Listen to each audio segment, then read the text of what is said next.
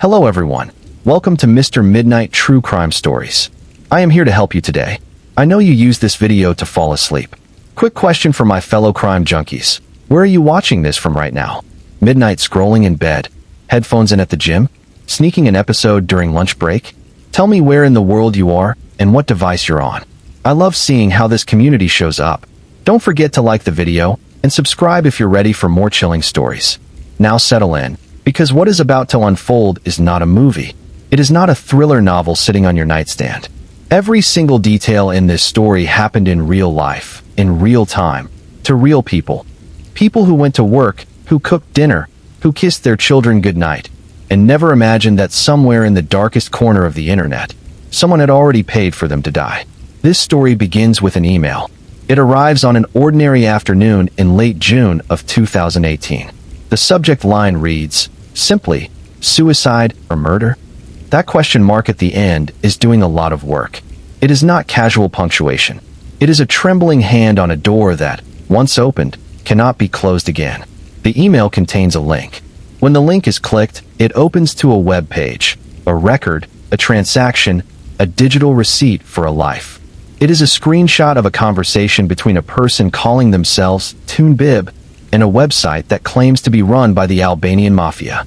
The conversation is chilling in its ordinariness. Tunbib uploads a photo.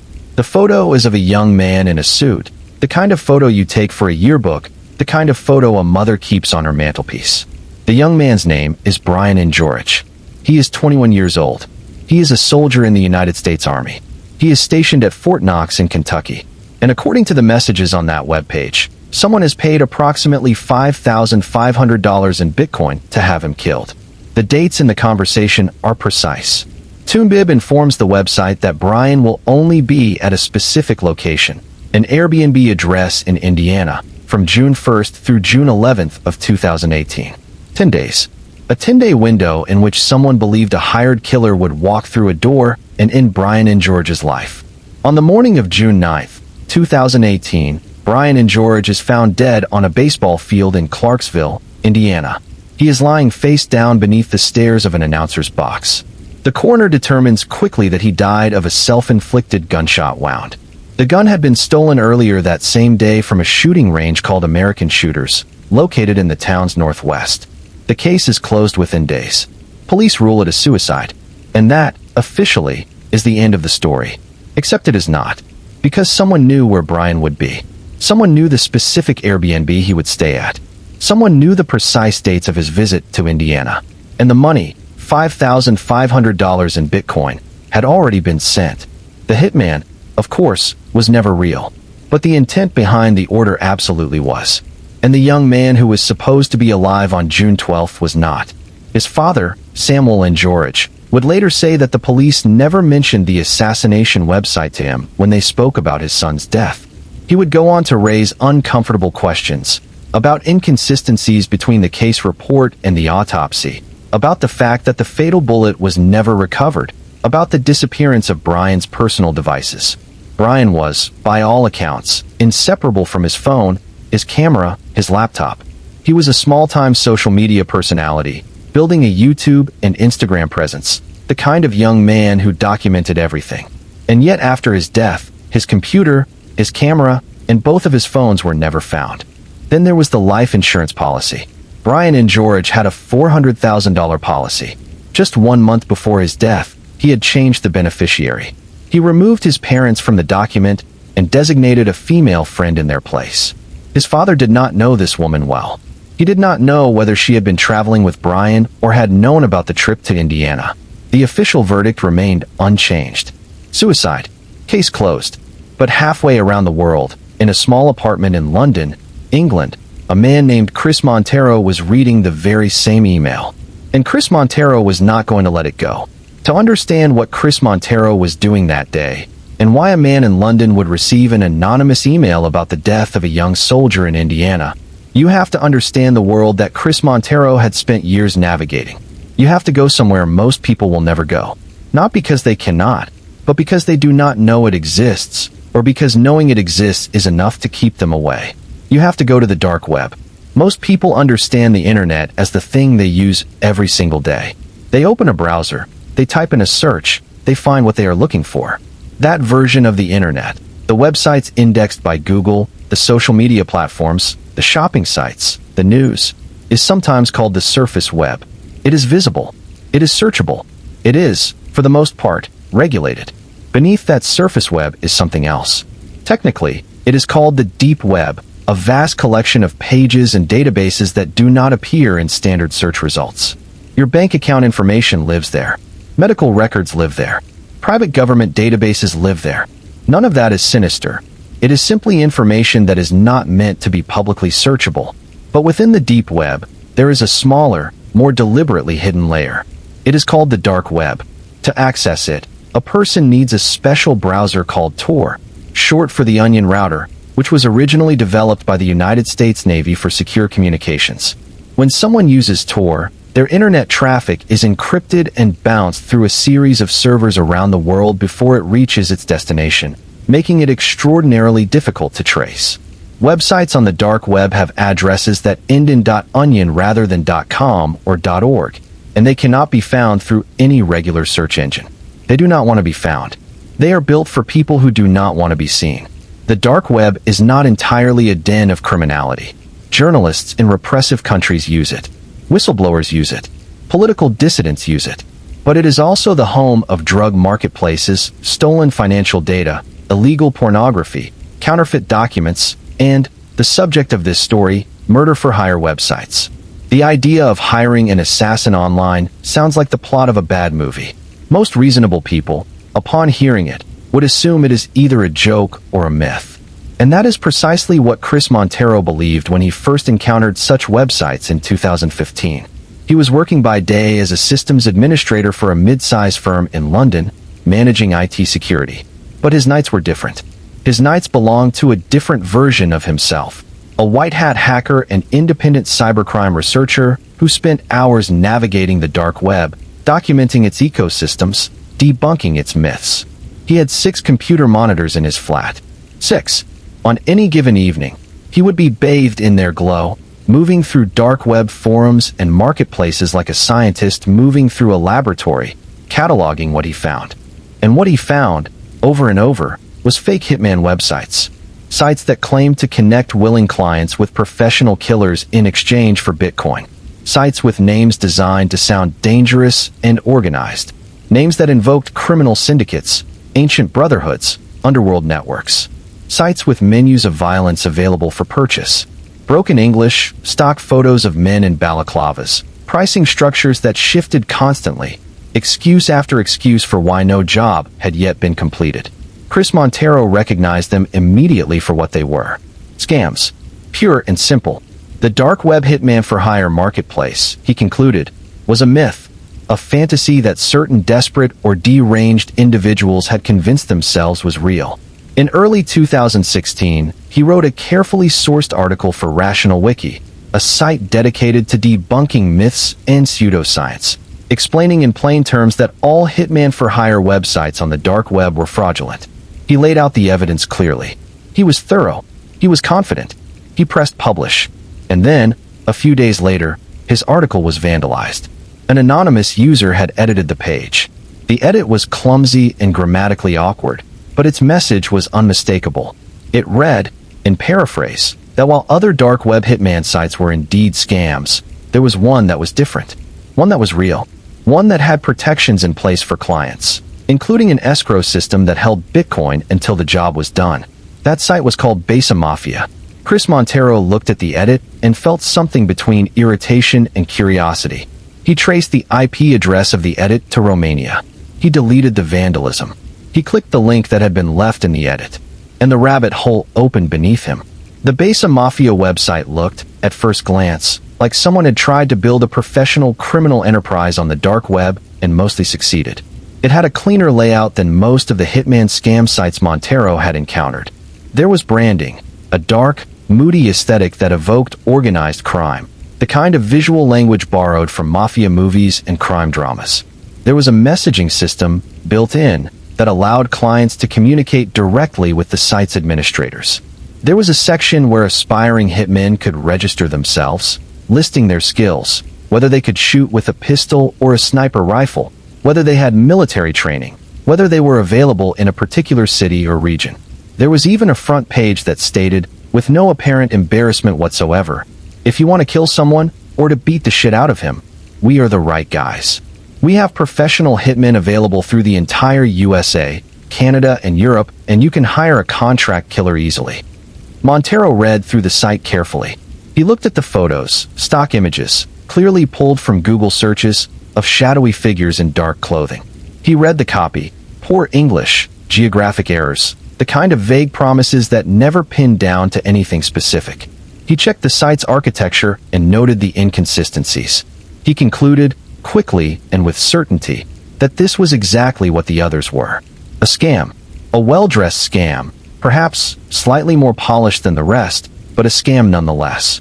No professional criminal organization, Albanian or otherwise, was operating an assassination marketplace on the Tor network. The whole premise was absurd. He wrote up his findings in a blog post on his personal site, pirate.london, where he had been publishing dark web research for over a year. He cataloged the frauds and the flaws. He explained exactly why the site was fake. He pressed publish and moved on to the next thing. And that is when Euro appeared. Within days of the blog post going live, a message arrived in Montero's inbox. The sender identified himself as the administrator of Basa Mafia. He did not give a real name. He simply called himself Euro.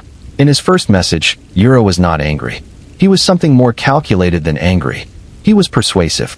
He wrote that Montero's article was damaging his business, and asked if there was any possibility that Montero might consider writing a true and honest positive review of the site instead. He offered compensation.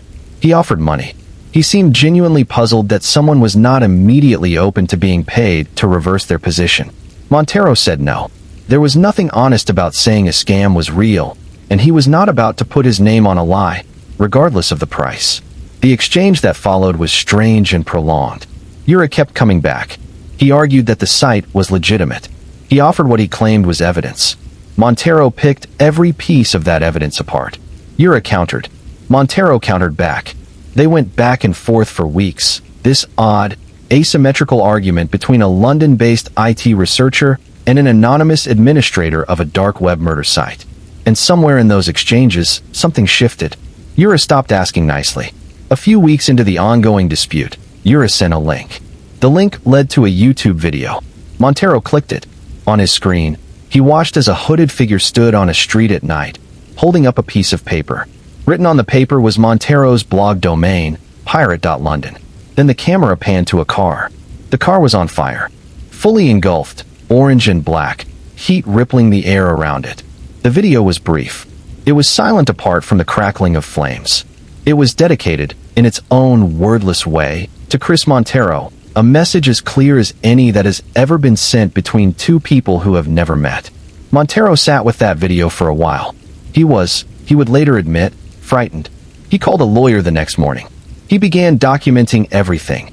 Every message from Euro, every threat, every attempt at manipulation. He also began doing something else. He began looking more closely at Basa Mafia. Not just at the surface of the site, but at its structure, at its code, at the vulnerabilities in its architecture. Because Chris Montero was not a man who frightened easily, and he was not a man who walked away from things. The messaging system on the Basa Mafia website contained a vulnerability. It was not a sophisticated vulnerability. It was the kind of basic security oversight that an experienced IT professional could identify relatively quickly. The system used sequential message IDs. That meant that if you knew the ID of one message, you could, with enough patience and the right approach, manipulate the system to display other messages. Messages that were not meant to be visible to you. Montero saw the vulnerability. He began building a system to exploit it. Methodically and carefully, working through the night on those 6 monitors in his London flat, he began pulling messages out of the Basa Mafia database. Not just a few messages. All of them. What he found made him sit back in his chair and stare at his screens for a long time. The clients were real. That was the thing that unmade everything he had assumed. He had gone in expecting to find a handful of bored trolls, maybe some deeply troubled individuals playing out a fantasy, sending fake orders to a fake site as a way of feeling dangerous from the safety of their keyboards. What he found instead was something much worse. The site had received hundreds upon hundreds of genuine orders. Genuine in the sense that real people had sent real money, real Bitcoin, untraceable, irreversible, for the specific purpose of having specific named individuals killed. There were names. There were addresses. There were photographs, surveillance-style photos and yearbook photos and photos pulled from social media. There were instructions about daily routines, about working hours, about when a target would be alone. There were requests for particular methods. Some clients wanted it to look like an accident. Some clients wanted it to look like a robbery gone wrong. Some clients were very specific about wanting the target to suffer before they died. The orders had come from everywhere, from across the United States, from Europe, from Asia, from the Middle East. The targets were, overwhelmingly, people in the client's own lives.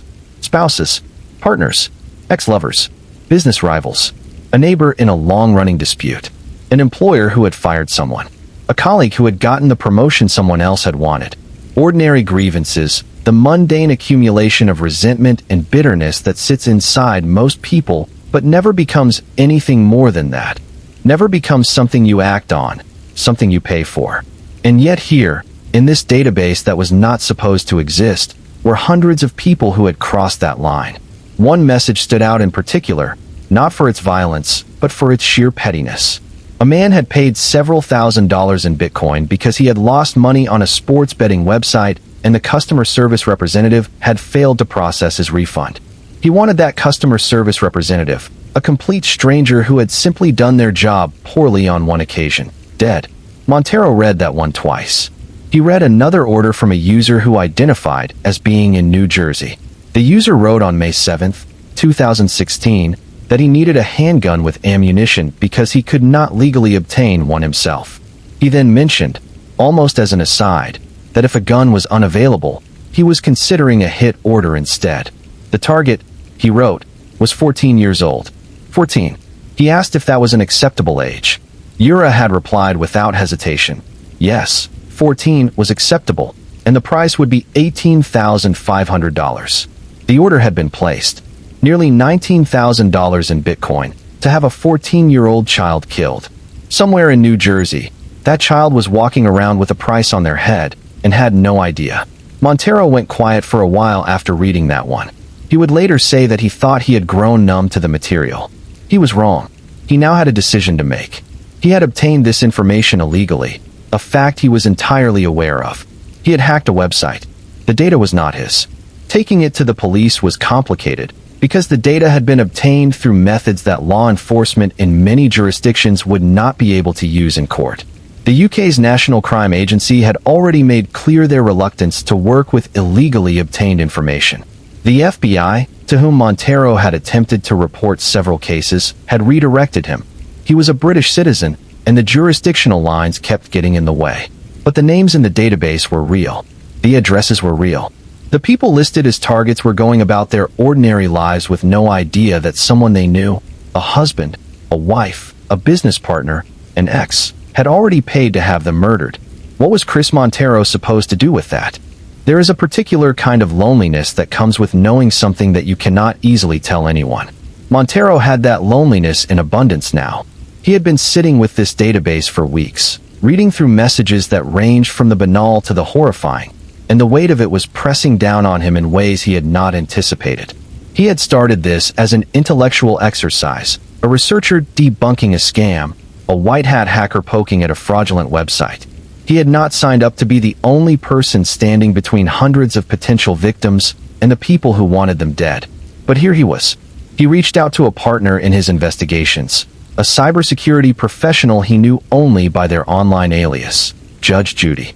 Judge Judy was someone Montero trusted in the particular way that people who operate in the shadow spaces of the internet trust each other, through shared work, shared risk, and shared commitment to a set of informal principles about what is and is not acceptable in the world.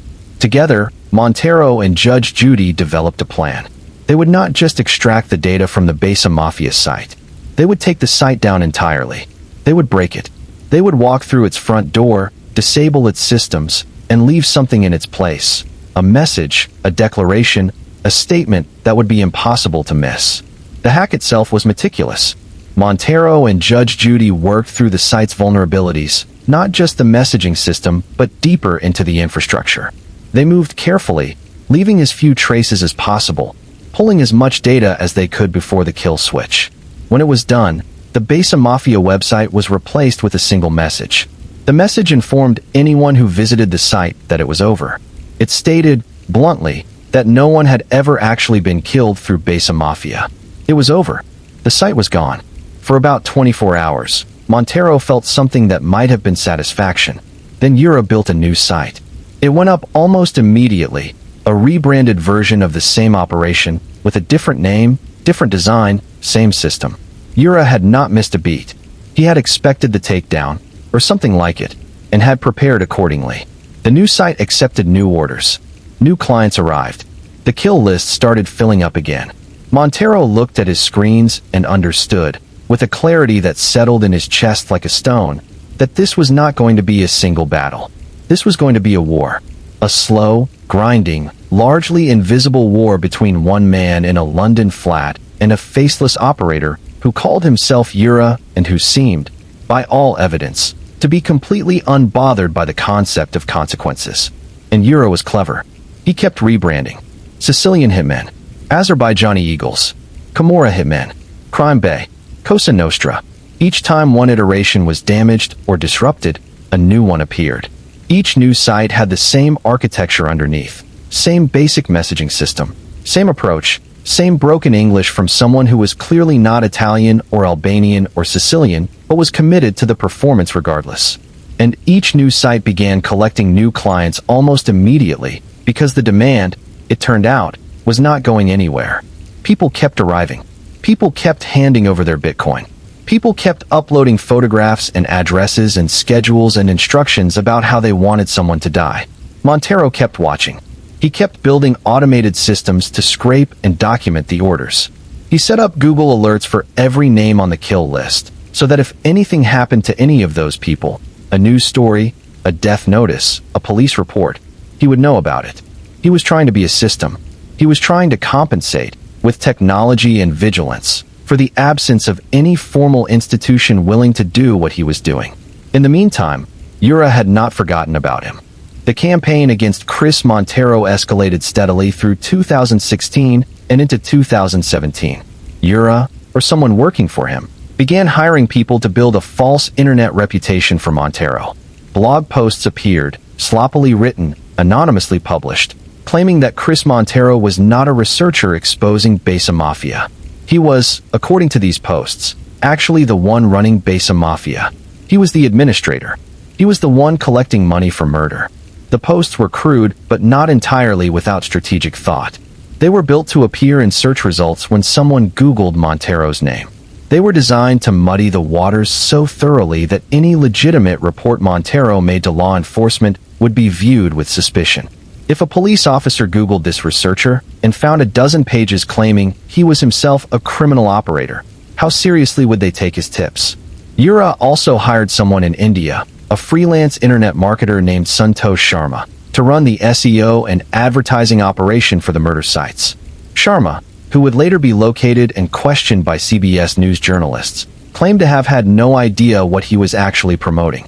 He said he had just been hired to drive traffic to websites and had not asked too many questions about the nature of those websites. He admitted to having created several front pages, including basa-mafia.com, as part of the marketing campaign. He said Ura still owed him about $400. Santosh Sharma was released without charges. Then came February 2017. Montero was at home in his London flat, eating pumpkin soup. It was an evening like many others. Monitors glowing, the hum of equipment, the quiet work of navigating dark corners of the internet. Then something very different happened.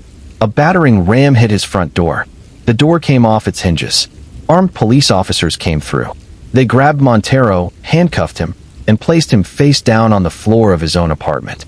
They searched everything, every drive, every device, every corner of the flat. Then they put him in the back of a police van and drove him away. In the custody suite, a National Crime Agency officer told Montero that he was under arrest. The charge, running Basa Mafia. Ura's false blog posts had worked. Someone in law enforcement, or connected to law enforcement, or filing a complaint that law enforcement had acted on, had fed the NCA a narrative in which Chris Montero was not a researcher trying to expose a dark web murder site, but was actually the person running it. The man who had spent more than a year trying to draw attention to the threat this site posed had been arrested for being the threat itself. Montero spent 2 days and 2 nights in custody. 2 days in a cell, knowing exactly what had happened, unable to do much about it. He would later say that the experience was surreal in a way that went beyond ordinary fear. It was the specific surreality of being accused of the thing you had been fighting against, of finding yourself on the wrong side of the very institution you had been trying to work with.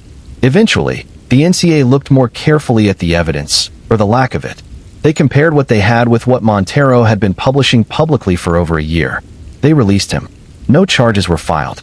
He walked out of custody, went home to his apartment with its broken door, and sat down at his monitors. And he kept going. Because that is the thing about Chris Montero that makes this story something other than simply a cautionary tale about cybercrime. He kept going. After the threats, after the burning car video, after the false blogs, after the arrest, he had every reason in the world to close his laptops, delete his files, and go back to being just an IT manager in London. Nobody was paying him for this work. Nobody had asked him to do it. Nobody, for the longest time, was even particularly grateful for it. Law enforcement had proven themselves either unwilling or structurally unable to work with the information he was providing. He was one man, working on 6 monitors, against a sprawling, faceless, constantly rebranding criminal operation that had thousands of clients, and an operator who seemed almost to enjoy the game. He kept going anyway. And while he was keeping going, Amy Allwine was still alive. She would not be for much longer. But for a little while longer, she was. Amy Allwine lived in Cottage Grove, Minnesota. She was, by all accounts, a warm and caring woman. She attended church regularly. She was active in her community. She was married to a man named Stephen Allwine. Stephen was a deacon in the church they attended together. He was, to the outside world, a pillar of the community, a man of faith, a family man, a responsible member of a suburban congregation in the American Midwest. He and Amy had a young son together. What the outside world did not know was that somewhere behind that carefully maintained facade, Stephen Allwine had been spending time on the dark web. He had found Basa Mafia, and in February of 2016, he had sent a message. He was using the username DogDayGod. His message opened with words that were stripped of all pretense. "I need this bitch dead. So please help me." He wanted Amy Allwine dead. He wanted it to look like a car accident. Basa Mafia quoted him a price of $6,000. He began paying. The amounts increased over time, as Ura's operation always did. More money needed. The hitman had been delayed. There had been a complication. A different hitman was being assigned. By the time the payments were done, DogDayGod had paid more than $12,000 in Bitcoin for the murder of his wife. Amy Allwine had made, as far as anyone who knew her could determine, no enemies. She was the kind of person about whom people used words like kind and generous without any particular effort or thought, because those words were simply accurate. She volunteered. She helped neighbors. She was, in the parlance of her community, a good woman. And somewhere in the private architecture of her marriage, invisible to everyone around her, her husband had decided that she needed to stop existing. The specific reasons Stephen Allwine wanted Amy dead would emerge gradually through the investigation and trial that followed her killing. Stephen had been living a double life. He had a secret online life that stood in stark contrast to his role as a church deacon, one that included activity on adult websites, financial pressures, and a growing desire to be free of his marriage without the complications of divorce. He was not the first person in history to decide that murder was cleaner than alimony. He was not even the first person in history to attempt outsourcing that murder to an anonymous online service. But he was among the first to do so through a dark web platform that was actively being monitored by a cybercrime researcher in London, whose automated systems were recording every single message that passed through the Basa Mafia server. When the FBI first became aware of the Basa Mafia database, partly through Montero's efforts and partly through their own investigations into dark web activity, they began reviewing the kill orders in the system. They were looking at dozens of cases, potential victims all across the United States and beyond. But the case of DogDayGod targeting Amy Allwine was among the most urgent. The orders were detailed. The urgency was explicit. Dogdegod had noted in his messages that he wanted this done as soon as possible. He had referenced a specific upcoming trip Amy would be taking to Moline, Illinois, asking whether the hit could be carried out there. On May 31st, 2016, 2 FBI agents and a Cottage Grove police detective showed up at the Allwine residence. They sat Amy and Stephen down together in the same room, and they explained what they had found. Someone, they said, had paid a dark web hitman site more than $12,000 to have Amy killed. The username was Dogdegod. The FBI did not know who Dogdegod was, not yet. They warned Amy. They advised her to install new security measures. They spoke with both her and her husband in the same room, at the same time, and then they left. Stephen Allwine sat in that room and listened to federal agents describe the murder plot that he himself had commissioned. He sat next to his wife while she expressed shock and confusion about who could possibly want her dead. He showed her the face that a deacon of a church is required by the architecture of his own deception to show in that moment. Concern, support, bewilderment. And then the agents left, and Stephen and Amy were alone in their house in Cottage Grove, and Amy added a security alarm to the house, because the FBI had told her to be careful.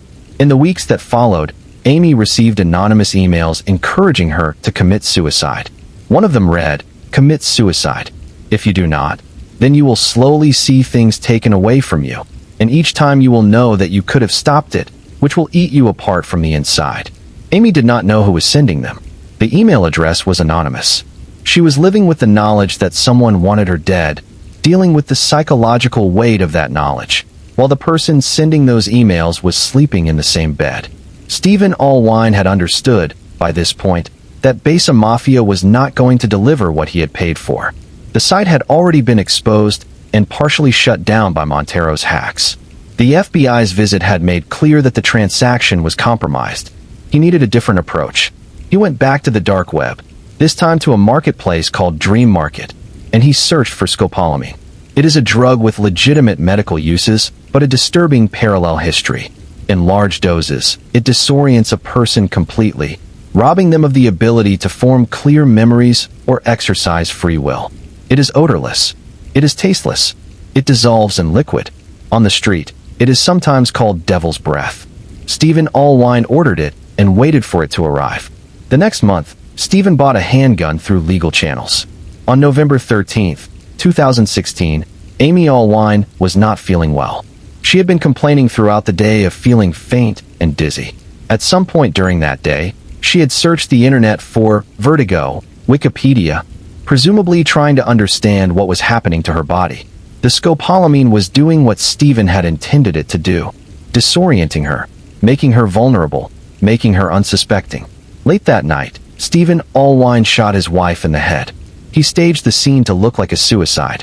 He placed the gun near her body. He had removed enough evidence that he believed he had created a convincing picture. He had not. During the forensic examination of Stephen's digital devices after his wife's death, investigators found something. It was a deleted backup file, the kind of file that most people assume is gone forever once they delete it, the kind of file that a forensic expert can often resurrect. The file contained a specific Bitcoin wallet address. It was the exact same Bitcoin wallet address that Dogdegod had used to send payments to Basa Mafia. The same wallet. The same address. The digital thread that connected Stephen Allwine, church-going deacon of Cottage Grove, Minnesota, to the anonymous dark web user Dogdegod, who had written, "I need this bitch dead." He was arrested. He was charged with first-degree murder. In January of 2018, Stephen Allwine was convicted. He was sentenced to life in prison without the possibility of parole. He has never expressed remorse in any public forum. He maintained, through the proceedings, an opacity that those who knew him found both bewildering and familiar. It was, after all, the same opacity that had hidden his double life for years. Amy's family was devastated by her death. They were also devastated by the way the investigation had unfolded. They argued publicly that the FBI had made a catastrophic error by interviewing Amy and Stephen together when they first arrived at the house. Statistically, the majority of violent crimes committed against women are carried out by intimate partners. To sit a potential victim and her potential killer in the same room, tell them both that someone had paid for a murder, and then leave. This was, Amy's family argued, a failure that contributed directly to her death. If Stephen had been questioned separately, if the FBI had looked more carefully at who Dogdaygod might be, if the Bitcoin trail had been followed sooner, Amy might still be alive. The FBI neither confirmed nor denied the specifics of the investigation's timeline. The case went to trial. The verdict was the verdict. And Amy Allwine, who had made no enemies, who had lived a life of quiet generosity and community service, was buried in Minnesota while her husband was processed into the prison system where he will spend the remainder of his natural life. Chris Montero watched all of this from London. He had been the one whose automated systems had captured the messages between Dogdaygod and Ura. He had passed that information to law enforcement. And Amy had still died. He thought about that for a long time. He is still thinking about it. The question that the Amy Allwine case forced into the open is one that does not resolve neatly. If the FBI had acted more aggressively on the information that Montero provided, could her death have been prevented? If the warning visit had been different, if Stephen had been separated from Amy, if the wallet address had been traced immediately, if a search warrant had been obtained that same day, would Amy Allwine be alive? There is no answer. There is only the case report, the trial transcript, and a grave in Minnesota. What the case did do, clearly and unmistakably, was demonstrate something that Montero had been trying to communicate for over a year. The Hitman website was fake. No professional assassin had ever been hired. No murder had ever been carried out by anyone connected to Basa Mafia. But the clients were real. The money was real. The intent was real. And when the fake mechanism failed to deliver what the client had paid for, the client, in at least one case, simply did it themselves. The website had not killed Amy Allwine, but the website had served as the crucible in which Stephen Allwine's intent had hardened into action. It had given him a framework, a sense of process, a set of steps to follow. When those steps failed, the intent that had been forged in them did not disappear. It found another path.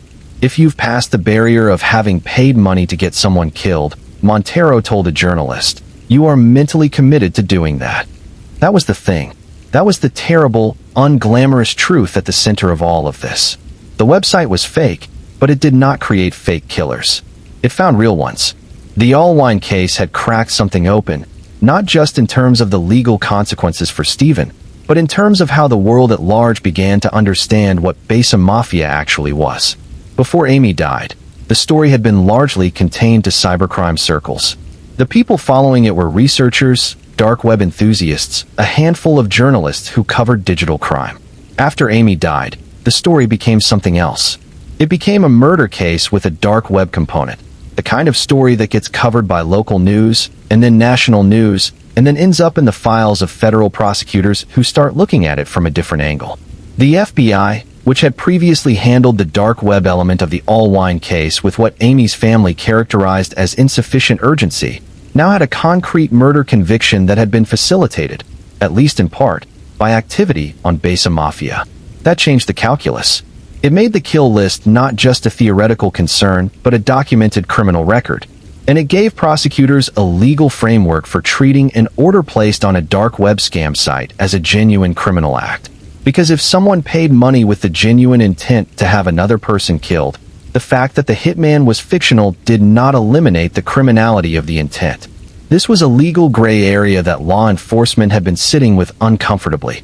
Courts in various jurisdictions were beginning to grapple with the question. If a murder-for-hire website is a scam and nobody was ever actually going to carry out the killing, can the person who paid still be prosecuted for attempted murder or conspiracy to commit murder? The answer, in most U.S. jurisdictions, was coming back as yes. Intent mattered. Payment mattered.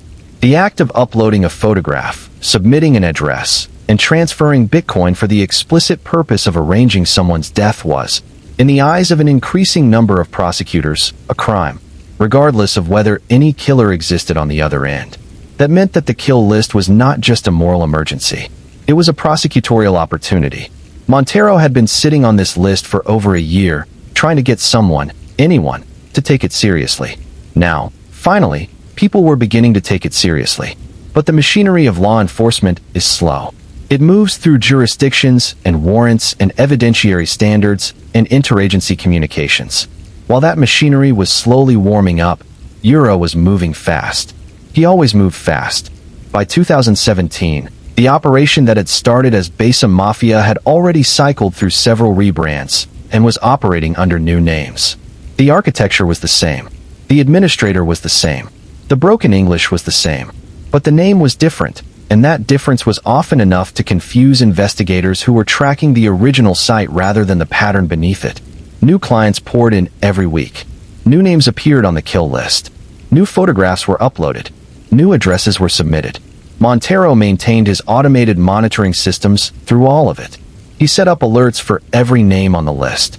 He built tools that tracked changes in the sites and captured data before it could be deleted. He documented everything with a methodical obsession that his friends and colleagues found both admirable and concerning. This was not a hobby anymore. It was not even a side project. It had become the central organizing fact of his life. This ongoing, largely thankless effort to stand between a digital kill list and the real human beings on it. In 2018, CBS News' flagship news magazine program 48 Hours became interested in the story. Reporter Peter Van Sant began investigating, eventually traveling to London to meet Montero in person. Montero agreed to speak on camera but refused to reveal the location of his apartment, a reasonable precaution given that he was dealing with people who had sent him burning car videos and filed false police reports in his name. The 48 Hours investigation ultimately led to the disruption of 4 separate potential murder plots that were active at the time of filming. Real people, who had been named on the kill list and were in genuine danger, were warned because of the work that the broadcast and Montero's ongoing monitoring made possible. Ura, meanwhile, was doing something that few criminal operators in history have had the audacity to attempt. He was talking to the media, not giving up his identity. That never happened. But communicating. He sent video statements to 48 Hours. In those videos, his face was digitally obscured and his voice was modulated, but his words were clear. "We will be waiting for you to come place your orders," one statement said, "and get rid of your problems." He talked about his operation the way a small business owner might talk about customer service. He described the Hitman marketplace as being like any other auction site that brings customers and vendors together. He seemed entirely comfortable with the idea that people were watching, that journalists were investigating, that a cybercrime researcher in London was documenting his every message. He behaved as though all of it was simply publicity. He was not entirely wrong. Every news segment that aired, every article that was published, brought new curious visitors to the dark websites he was running. Some of those visitors came to gawk, or to understand. Some of them came with photographs and Bitcoin addresses already in hand. The dark web hitman economy, it turned out, did not suffer from exposure the way a normal criminal operation might. The clients were not deterred by news coverage. If anything, some of them seemed emboldened by it. The coverage confirmed that the sites existed, that the services were theoretically available, that there was a process one could follow. Ura also, at various points, attempted to construct a philosophical justification for his operation. He claimed, with apparent sincerity, or at least with the performance of sincerity, that he was performing a moral service. His argument went something like this: people who wanted to hire a hitman were going to find a way to pursue that desire regardless of whether a real hitman was available. By operating a scam site that took their money and strung them along indefinitely, he was effectively neutralizing them. He was buying time. He was keeping would-be killers occupied with a fictional process, feeding them false updates about non-existent hitmen, taking their money in exchange for nothing, and in doing so, preventing them from pursuing more direct methods of harm. In one message, Ura wrote what he apparently believed to be a sincere ethical position. It is a moral right to scam criminals and would be murderers if this helps saving victims. It is a fascinating argument. It is also, almost immediately upon examination, a self-serving one. Ura was not operating a murder deterrence charity. He was operating a scam that generated, by some estimates, the equivalent of at least 500,000 euros in revenue, and that was based on the Bitcoin value at the time. Given how dramatically Bitcoin's value has increased since 2016, the actual worth of the cryptocurrency he collected could be far, far higher. He was not taking money from would-be killers out of a burning desire to save innocent victims. He was taking money from would-be killers because that money was easy to take and nearly impossible to trace. And yet, the argument is not entirely without merit. The Allwine case suggests the counterargument that when a fake hitman operation fails to deliver, some clients will simply take matters into their own hands. But there were also clients who, according to Montero's documentation, sent money, received excuses, sent more money, received more excuses, and eventually gave up entirely. The friction introduced by the scam, the weeks of waiting, the escalating costs, the constant delays, may have been enough, in some cases, to allow murderous intent to cool. The question of how many lives might have been inadvertently saved by the Basa Mafia operation's failure to deliver is not one that anyone can answer with certainty. It is the kind of question that lives in the moral gray zone that this story keeps returning to.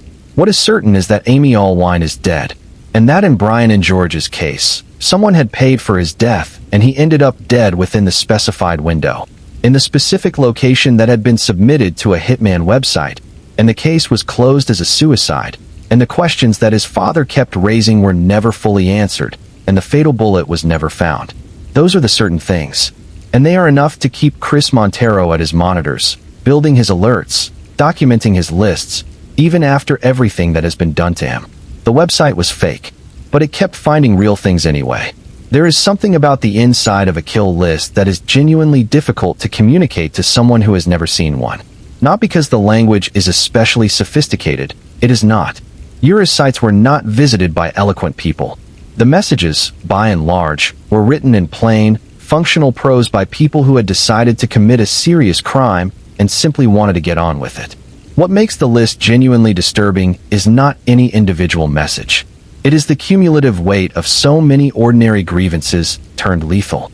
Reading through Montero's documentation of the database is like watching the worst impulses of ordinary human relationships displayed without any of the social friction that normally contains them. Here, with the anonymity of Bitcoin and the perceived safety of the dark web, people simply said what they actually wanted. And what they wanted was startling in its mundaneness. Husbands wanted wives dead. Wives wanted husbands dead, though less frequently. The gender distribution on the kill list skewed heavily male. Business partners wanted colleagues gone. An employee wanted a manager who had humiliated them in a meeting to cease to exist. Someone wanted a neighbor dead because of a long-running parking dispute. The specificity of the grievances was almost more disturbing than the violence they generated. That a parking dispute, a dispute over something so ordinary that most adults navigate it weekly, could metastasize in a particular mind into a transaction on a murder website. That a perceived slight at a workplace could calcify into a Bitcoin transfer and a photograph and an address. Montero read all of it. He kept going back to it. He found, embedded in the depravity, a strange compulsion to understand, not to excuse. There was nothing in these messages that invited excuse, but to understand the mechanism by which ordinary people arrived at the decision to visit a dark web murder site. Because the clients on the Basa Mafia kill list were not, for the most part, career criminals. They were not professional hitmen or mobsters or people with extensive records. They were, in many cases, people who had jobs and families and church memberships and parking disputes and grudges and a certain quantity of desperation that had found, in the apparent anonymity of the dark web, a container for its worst possible expression. What had the dark web offered these people? Anonymity, obviously, or the illusion of it. Bitcoin, which many of them believed was truly untraceable. Distance, a physical and psychological remove from the act itself that made it feel less real, less violent, more like a transaction. The same psychological mechanism that allows people to make morally questionable financial decisions from behind a computer screen was operating here, amplified to its most extreme possible conclusion. People who would never in their lives walk up to a stranger and say, "I want to pay you to kill my wife," were apparently comfortable typing exactly that into a message box on a.onion website. The screen created a distance. The distance made it feel safer. The Bitcoin made it feel invisible. And the apparent professionalism of the site, the menus, the messaging system, the reassuring customer service tone of Ura's responses, made it feel legitimate. Montero began referring to this phenomenon in his conversations with journalists and researchers. He had a particular way of describing the moment of commitment, the moment when someone had sent the first payment. He said, "If you've passed the barrier of having paid money to get someone killed, you are mentally committed to doing that." The payment was not the end of the process. It was the beginning of a different kind of person. Once you had sent Bitcoin to a hitman site, you had confirmed to yourself that you were someone who would do that. The act of payment was a transformation. It was crossing a line that, once crossed, changed what you were capable of believing about yourself. And what you became capable of believing was that the obstacle in your life, the wife, the colleague, the neighbor, the customer service representative, could and should be removed by any available means. This was why the Basa Mafia story was not, ultimately, a story about whether the hitman website was real. It never mattered whether the website was real. What mattered was the population of clients it attracted and what those clients were willing to do once the website failed to deliver. Some of them gave up. Some of them, like Amy Allwine, simply stopped waiting for the professional and did the job themselves. The range of characters Montero encountered in the database was enormous. There were clients who had clearly spent significant time and thought crafting their orders, detailed dossiers on their targets, surveillance-style notes about routines and daily schedules, specific instructions about how they wanted the death to appear and what kind of aftermath they were prepared to deal with. There were clients who were manifestly confused about how the service worked, sending follow-up messages every few days asking for status updates in the same tone they might use to track a package from an online retailer. Is there any news about my order? How is the hitman progressing? I paid a deposit 3 weeks ago, and I haven't heard anything. Euro would respond to all of them in the same measured, customer service tone, regretful updates about complications, requests for additional funds to assign a higher quality operative, reassurances that the matter was being handled. There were clients who had second thoughts.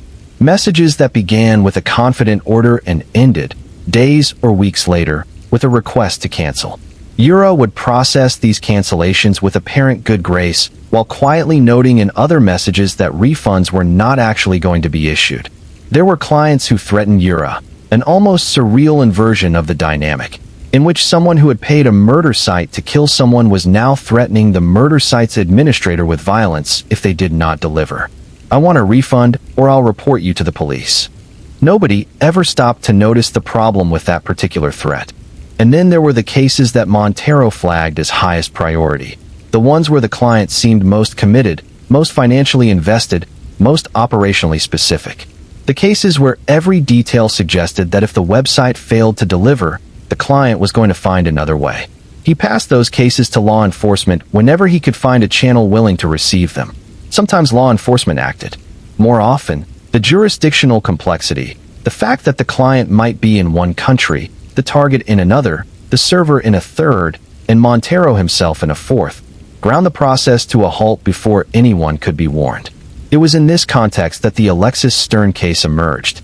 Stern was a teenager living in the United States who had appeared on the kill list. Her name, her photograph, her home address submitted by an anonymous client who had paid to have her killed. The reason for the order was unclear. The messages did not illuminate the client's motivation in any specific way. Montero's systems had flagged her case. Through a circuitous chain of communication, Montero to journalist, journalist to local authorities to the FBI. A warning eventually reached Stern and her family. She was told that someone had placed a hit on her life through a dark web website. She was told that the website was a scam and no real hitman had been hired. She was also told that the person who had paid for her death was, as yet, unidentified. Imagine being a teenager and receiving that information. The website is fake, the FBI tells you. The hitman is not real. But somewhere in the world, someone who knows where you live has handed over money for the specific purpose of having you murdered. And we cannot tell you who that person is. And we are not sure what, if anything, will be done about it. Stern was angry. She was frightened. She was also, she said later, simply exhausted by the waiting, by the uncertainty, by the check-ins from federal agents that became less frequent over time as her case presumably competed with hundreds of others for attention. She wanted resolution. She wanted to know who had done this to her. She wanted the person who had paid for her death to face some kind of consequence. For a long time, none of that came. This was the experience of many of the people on the kill list who survived, who were warned, who were alive, who were safe in the narrow sense of not yet being harmed. They were left with a particular kind of wound, the knowledge that someone in their lives, someone close enough to know their address and their daily schedule, and to upload a photograph, had decided that they should not exist. That is not a wound that heals cleanly. It does not resolve with the closure of a case. It lives in the background of every interaction, in every relationship, because you do not know who it was. You do not know which person in your life is carrying that intent. You look at the people around you differently. You feel it. It follows you home. By 2018, the story of Basa Mafia and its successors had become something more than a cybercrime curiosity. It had become a case study. Journalists had written about it. Podcasters had covered it. The 48 Hours documentary had aired to significant viewership. Academic researchers were using it as a data set for studying the psychology of dark web criminal behavior. Prosecutors were referencing it in court cases. And still Euro was operating. Still the sites kept appearing. Still new clients kept arriving with their photographs and their Bitcoin and their grievances and their intent. Something had gone wrong with the assumption that exposure would end the operation. The logic of conventional law enforcement thinking, that if you expose a criminal enterprise, clients will flee and the enterprise will collapse, did not apply here. The clients were not a corporate entity that could be embarrassed into reform.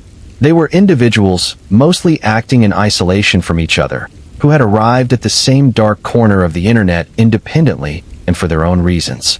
Exposing the fact that Basa Mafia was a scam did reduce traffic somewhat.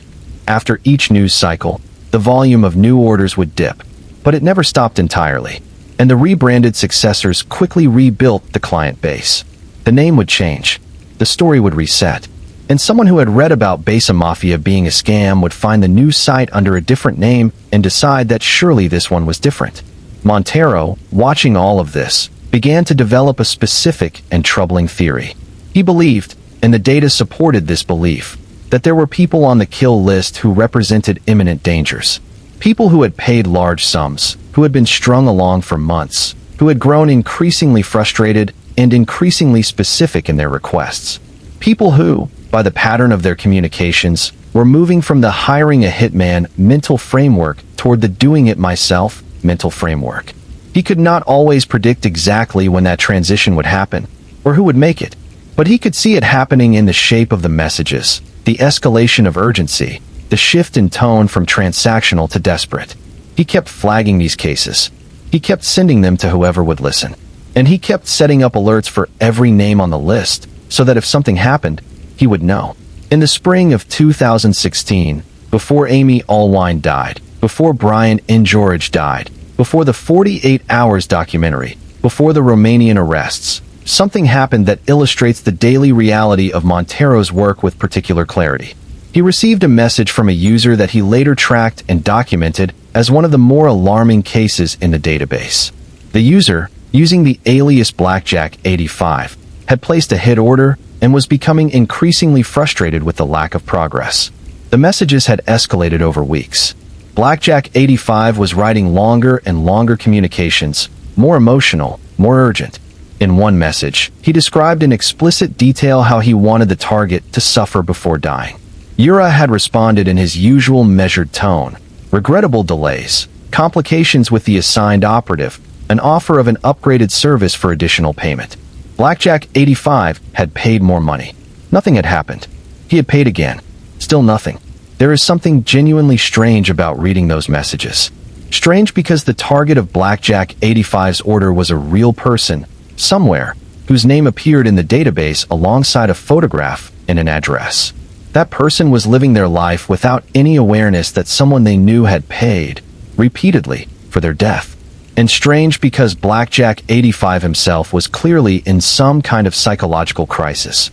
Not a person who had coldly and rationally decided to hire an assassin and was patiently waiting for the service to be delivered, but a person who was increasingly unraveling under the weight of whatever grievance had driven them to the site in the first place. Montero flagged the case. He sent it through whatever channels were available to him.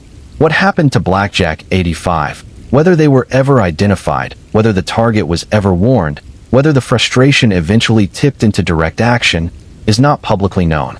That ambiguity is itself part of the texture of this story. There were hundreds of cases in the database, and the resolution of most of them is opaque. Some resulted in arrests. Some resulted in warnings that may or may not have been enough. Most disappeared into the filing systems of law enforcement agencies in multiple countries, sorted by jurisdiction and priority, and the availability of agents with the time and expertise to work them. In 2019, a researcher named Carl Miller began working with the data that Montero had compiled. Miller, who was affiliated with a think tank focused on technology and society, was preparing to present findings about the kill list at DEF CON, one of the world's largest and most prominent hacker conventions. His talk was titled, simply, The Kill List. He planned to reveal, for the first time in a public forum, the full scope of what the Basa Mafia operation had generated. He planned to disclose that beyond the 175 paid kill orders that had previously been the focus of most reporting, there were at least 2,000 other kinds of orders, inquiries, communications, requests for violence of various kinds that had not been categorized as formal hits, but that represented a staggering volume of human intent toward harm. 2,000 additional orders. From real people, with real names on the receiving end. The DEF CON presentation was watched closely by law enforcement agencies that had previously been slow to engage with the material. Partly this was the nature of the venue. Presenting findings at a major security conference gave the data a kind of institutional legitimacy that a British IT researcher's blog posts had not quite achieved. Partly it was the accumulated weight of the Amy Allwine case, and the Brian and George questions, and the arrests that had been made in various jurisdictions based on tips from Montero's database. The machinery was warming up. Slowly, with the grinding reluctance of bureaucratic systems forced to deal with something they were not designed to handle, law enforcement was beginning to take the kill list seriously. In the United States, the Department of Homeland Security and the FBI had been investigating individual cases tied to the Basa Mafia operation for years. In Romania, where the IP trails had consistently pointed, where Montero had traced the edit to his Rational Wiki article back to in 2016, the country's Directorate for the Investigation of Organized Crime and Terrorism, known by the acronym DICOT, had been building a case. The coordination between American and Romanian authorities was slow and complex, complicated by the transnational nature of the crimes and the technical challenges of prosecuting a dark web operation in which most of the evidence existed in encrypted form on servers that had been specifically designed to resist investigation. But the pressure kept building. The cases kept accumulating. The kill list kept growing. And Yura kept talking. In emails to 48 Hours journalists, in video statements posted online, in messages to Montero himself, Yura maintained a strange cheerfulness about the whole enterprise. At one point, he sent a message that read, in his characteristically fractured English, "Unfortunately, after your show the business has decreased tremendously. People concluded that the site is a scam." He said this as though it were a business problem he was working to solve, rather than a criminal consequence of media scrutiny. He then claimed to have opened a restaurant and to be living well. His correspondent doubted this. Most people who tracked the case doubted this. The sites kept running. At another point, Yura said something that stayed with the people who were covering this story. He said, paraphrased and condensed, "Law enforcement cannot easily close the site because the IP is hidden and the posting is hidden." He was not wrong. The technical architecture of the Tor network made traditional law enforcement approaches genuinely difficult. You could not simply send a takedown notice to the hosting provider, because the hosting provider was an anonymized node on a distributed network.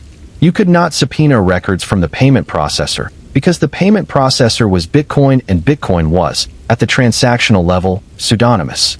You could not track the IP addresses of clients and administrators in any conventional way, because Tor was specifically designed to prevent that tracking. This was the fundamental problem. The technology was ahead of the law. The dark web had created a space in which the normal mechanisms by which society contained its most dangerous impulses, the fear of getting caught, the paper trail, the witness who saw something, were simply absent. And in that absence, people had been very willing to try things they would never have tried in a world where consequences were visible. Montero understood this better than almost anyone. He had spent years inside that space, watching people behave in ways they would not have believed themselves capable of. And he had come to a conclusion that was, in its own way, as troubling as anything in the kill list. The dark web had not created these people. The desire to harm was already there, in some of these cases, long before the website existed. What the website had done was provide a container for that desire, a shape, a process, a step-by-step mechanism that made the unthinkable feel actionable. It had, in a very precise sense, made murder feel like a service you could shop for. And once you thought of it that way, once you had uploaded the photograph and sent the Bitcoin and were waiting for a confirmation email, something had already changed inside you. Something that was very difficult to undo. The arrests, when they finally came, were dramatic. In July of 2022, Romania's DICOT announced that it had carried out raids at the request of the United States authorities. The Department of Homeland Security and the FBI had been building toward this moment for years, working with Romanian investigators to trace the operators of the Basa Mafia network and its successors. The raids swept up 5 individuals and 4 witnesses. DICOT stated that American authorities had determined the group consisted of 5 or more people in Romania who had acted in a coordinated manner to administer the sites and to launder the money received through what the agency described, in careful legal language, as incitement to murder. DICOT released video footage of the raids, doors being opened, officers moving through apartments, computers and drives being seized. The imagery was, in some ways, anticlimactic. These were young men in ordinary Romanian apartments, not criminal masterminds in fortified compounds. They were technicians and marketers and money launderers, people who had sat at their own computers and managed the infrastructure of a murder-for-hire scam with the same bureaucratic diligence that someone else might bring to running an e-commerce platform. That normalcy was, in its own way, disturbing. This was not what a murder empire looked like from the inside. It looked like an office job.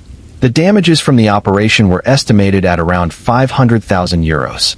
But that figure was based on the cryptocurrency values at the time of the original transactions, which had taken place largely in 2015 and 2016. Bitcoin's price in 2015 and 2016 was a fraction of what it became in subsequent years. If the operators had held onto any portion of the Bitcoin they collected, a reasonable assumption, given that cryptocurrency is inherently a store of value, the actual worth of the proceeds could be dramatically higher. Montero's reaction to the news of the arrests was, by his own account, ambivalent. He was glad. After 6 years of work, after the burning car videos and the false blogs and the arrest and the jurisdictional runarounds and the Google alerts and the late nights in front of 6 monitors, there was some satisfaction in knowing that the people who had run this operation were in custody. But the satisfaction was tempered by something heavier. He wrote, in a message to a journalist, "It's great an international law enforcement operation took down these criminals. But when will they ever proactively investigate the thousands of names on the kill list?" Because that was still the open wound. The site operators were arrested. The machinery of the scam was disrupted. But the kill list remained. Thousands of names. Thousands of people who had been identified as targets by clients who, in most cases, had never been investigated, never been warned, never been arrested. The clients, the real danger, in Montero's view, were still out there. Some of them were still operating under the assumption that their orders had been lost in the chaos of the site's exposure. Some of them had moved on to other methods. Some of them, perhaps, had changed their minds. But many of them had not been identified, and the names of their intended targets were sitting in a database that Montero had been maintaining for 6 years, and the question of what was going to happen to those names remained largely unanswered. By 2022, Montero estimated that approximately 25 arrests had been made of individuals who had paid to have people killed through the various Basa Mafia successor sites. 25 out of thousands of clients. The gap between those numbers is where most of the kill list lives, in the space between documented danger and official action. The story of Ura himself, his actual identity, his precise location, the details of his personal history, remained murky even after the Romanian arrests. The individuals arrested in Romania were described as operators and money launderers connected to the network, but whether any of them was the specific person who called himself Ura, who had sent burning car videos and written customer service emails and given interviews to 48 hours via scrambled video, was never definitively confirmed in public reporting. Ura, as a persona, had always been a construction, a voice, a tone, a set of communication patterns. Whether that persona belonged to a single individual or was shared across multiple members of the network was unclear. What was clear was that the model era had pioneered. The dark web murder-for-hire scam had spawned imitators that continue to operate. After the Romanian arrests, a Vice journalist easily found a similar site on the dark web aimed at Russian-speaking audiences. The journalist was directed from the site to a Telegram channel, where they asked how one might find a killer in Los Angeles. A response arrived within minutes. It was possible, arrangements could be made quickly, the cost would be $15,000. The dark web hitman economy, it appeared, was not an industry that depended on any single operator. It was a model, and the model, once established, was available to anyone with the technical skills to run a .onion website and the complete ethical absence required to invite clients to submit photographs of people they wanted dead. The arrests in Romania did not close anything. They punctuated it. The story had not ended. It had simply moved to the next chapter. And still, in the background of all of this, the questions around Brian and George had not been answered. His father, Samuel, had continued to pursue the inconsistencies he saw in the official account of his son's death. The missing devices, the unretrieved bullet, the changed life insurance beneficiary, the specific, location and date-specific knowledge that someone on the kill list had submitted about Brian's visit to Indiana. Clarksville police had told the Wired journalist who investigated the case that they were aware of the assassination order on the dark website, and that they stood by their conclusion that Brian's death was a suicide. The coroner's finding was a self-inflicted gunshot wound. No evidence of foul play had been presented that was sufficient to reopen the case. A forensic pathologist consulted for the same investigation noted that it was not unusual for bullets to go unretrieved in suicide cases. The physics of the situation do not always result in an easily recoverable projectile. The explanation for the missing devices was not given by any official source. The life insurance beneficiary change, made just 1 month before Brian's death, remained unexplained in any formal record. These were gaps. They were not proof of anything. Gaps in evidence can point toward a covered-up murder. They can also simply be the natural ambiguity of a tragedy that happened quickly and was investigated in a small jurisdiction without the resources or the mandate to dig deeper. Samuel and George wanted the case reopened. He wanted someone to look again, with all the information that was now available, including the Basa Mafia kill order, including the knowledge that someone had specifically known Brian's Airbnb address and travel dates, including the questions about his devices and his life insurance, and asked the question that he, as a father, had been asking for years. What if it was not a suicide? Nobody official has reopened the case. The question stands. Brian and George was 21 years old. He had been in the United States Army. He had been building a presence on Instagram and YouTube. He had a father who missed him and a family that grieved him, and a kill order on a dark web murder site that was filed and documented and had a Bitcoin payment attached to it. And the coroner said suicide. And the police said they were confident in that verdict.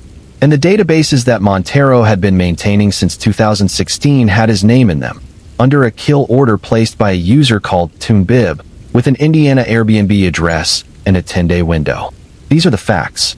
They sit beside each other and refuse to form a single coherent picture. They refuse to resolve.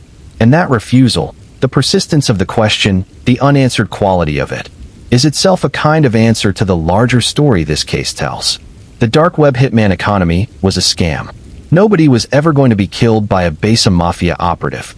But the economy created by the scam, the Bitcoin trails, the compromised clients, the people who graduated from paying a fake hitman to acting directly, was real. And the bodies in that economy's wake were real. Amy Allwine's body was real. Brian and George's body was real. And the bodies of people on the kill list who have not yet appeared in news reports, because they have not yet been warned, or because something has happened to them that has not yet been connected to the database, or because they are simply alive and frightened and living with the knowledge that someone in their life paid for their death, those are real too. What does it feel like to be on a list like this? To be told, by a federal agent or a detective or a journalist, that someone has uploaded your photograph to a dark web murder site and sent Bitcoin to have you killed? The survivors, the ones who were warned, who were protected, who are still alive, have tried to describe it in various ways, and the descriptions all converge on a particular kind of destabilization. Not the dramatic, cinematic terror of knowing someone is actively pursuing you with a weapon. Something stranger and more enduring. a reframing of reality. Because the warning does not tell you who. That is the thing that persists. The FBI shows up and says someone is paid to have you murdered on a dark website, and we are warning you for your safety, and we believe the site is a scam and no real hitman exists, and you should update your home security. And then they leave, and you are standing in your kitchen, or your living room, or wherever you happen to be when your world reshapes itself, and you know something new that you cannot unknow. Someone in your life wants you dead. Someone who knows your address, who knows enough about your daily routine to be able to answer the website's questions about your schedule, who has looked at you, perhaps recently, perhaps at dinner, perhaps at a meeting, perhaps in the school pickup line, and made the decision to transfer money for the purpose of your death. And you do not know who that person is. You look at your husband differently. You look at your business partner differently. You look at the friend you had a falling out with 6 months ago. You look at the family member who has always seemed to carry something unspoken behind their eyes. You look at everyone you know and you run the list in your head, and you try to identify the one who hates you enough to have done this. Sometimes you arrive at a strong suspicion. Sometimes the suspicion is wrong. Sometimes you never find out. The psychological literature on this kind of experience is sparse, because it is a relatively new phenomenon. The dark web murder-for-hire scam, as a specific category of threat, is only about a decade old. But what research exists, and what the survivors themselves describe, points toward a cluster of effects that sit at the intersection of trauma and uncertainty. Hypervigilance, difficulty trusting, a persistent low-grade sense of threat that does not resolve even when the immediate danger is addressed. Sleep disturbance, the intrusive thought that someone close to you has evaluated your life and decided it should end. Some survivors found that the uncertainty was more corrosive than the threat itself would have been. If someone had walked up to them with a weapon, they would have known who and why. There would have been a moment of confrontation, however terrible, that contained its own completeness. But this, the anonymous order, the faceless client, the void where a perpetrator should be, offered no such completeness. It stayed open. It stayed uncertain. It asked questions that might never be answered. This is a dimension of the Basa Mafia story that tends to get underrepresented in the coverage, because coverage naturally gravitates toward the cases that resolved. The Allwine conviction, the Romanian arrests, the instances where an identified client was arrested and charged. The cases that resolved are narratively satisfying. They have endings. The cases that did not resolve, and there are many of them, far more than the public record reflects, are not satisfying. They are people living their lives with open wounds. There is also the question of what it is like to be the family member of someone who died in this context. Samuel and George's experience is one version of it. He is a father who believes, who cannot not believe, given what he knows, that the official account of his son's death does not contain the whole truth. He is a father sitting with inconsistencies that were never resolved, with questions that were never formally answered, with a kill order that was documented and submitted and connected in its operational details to the death that occurred within its specified window.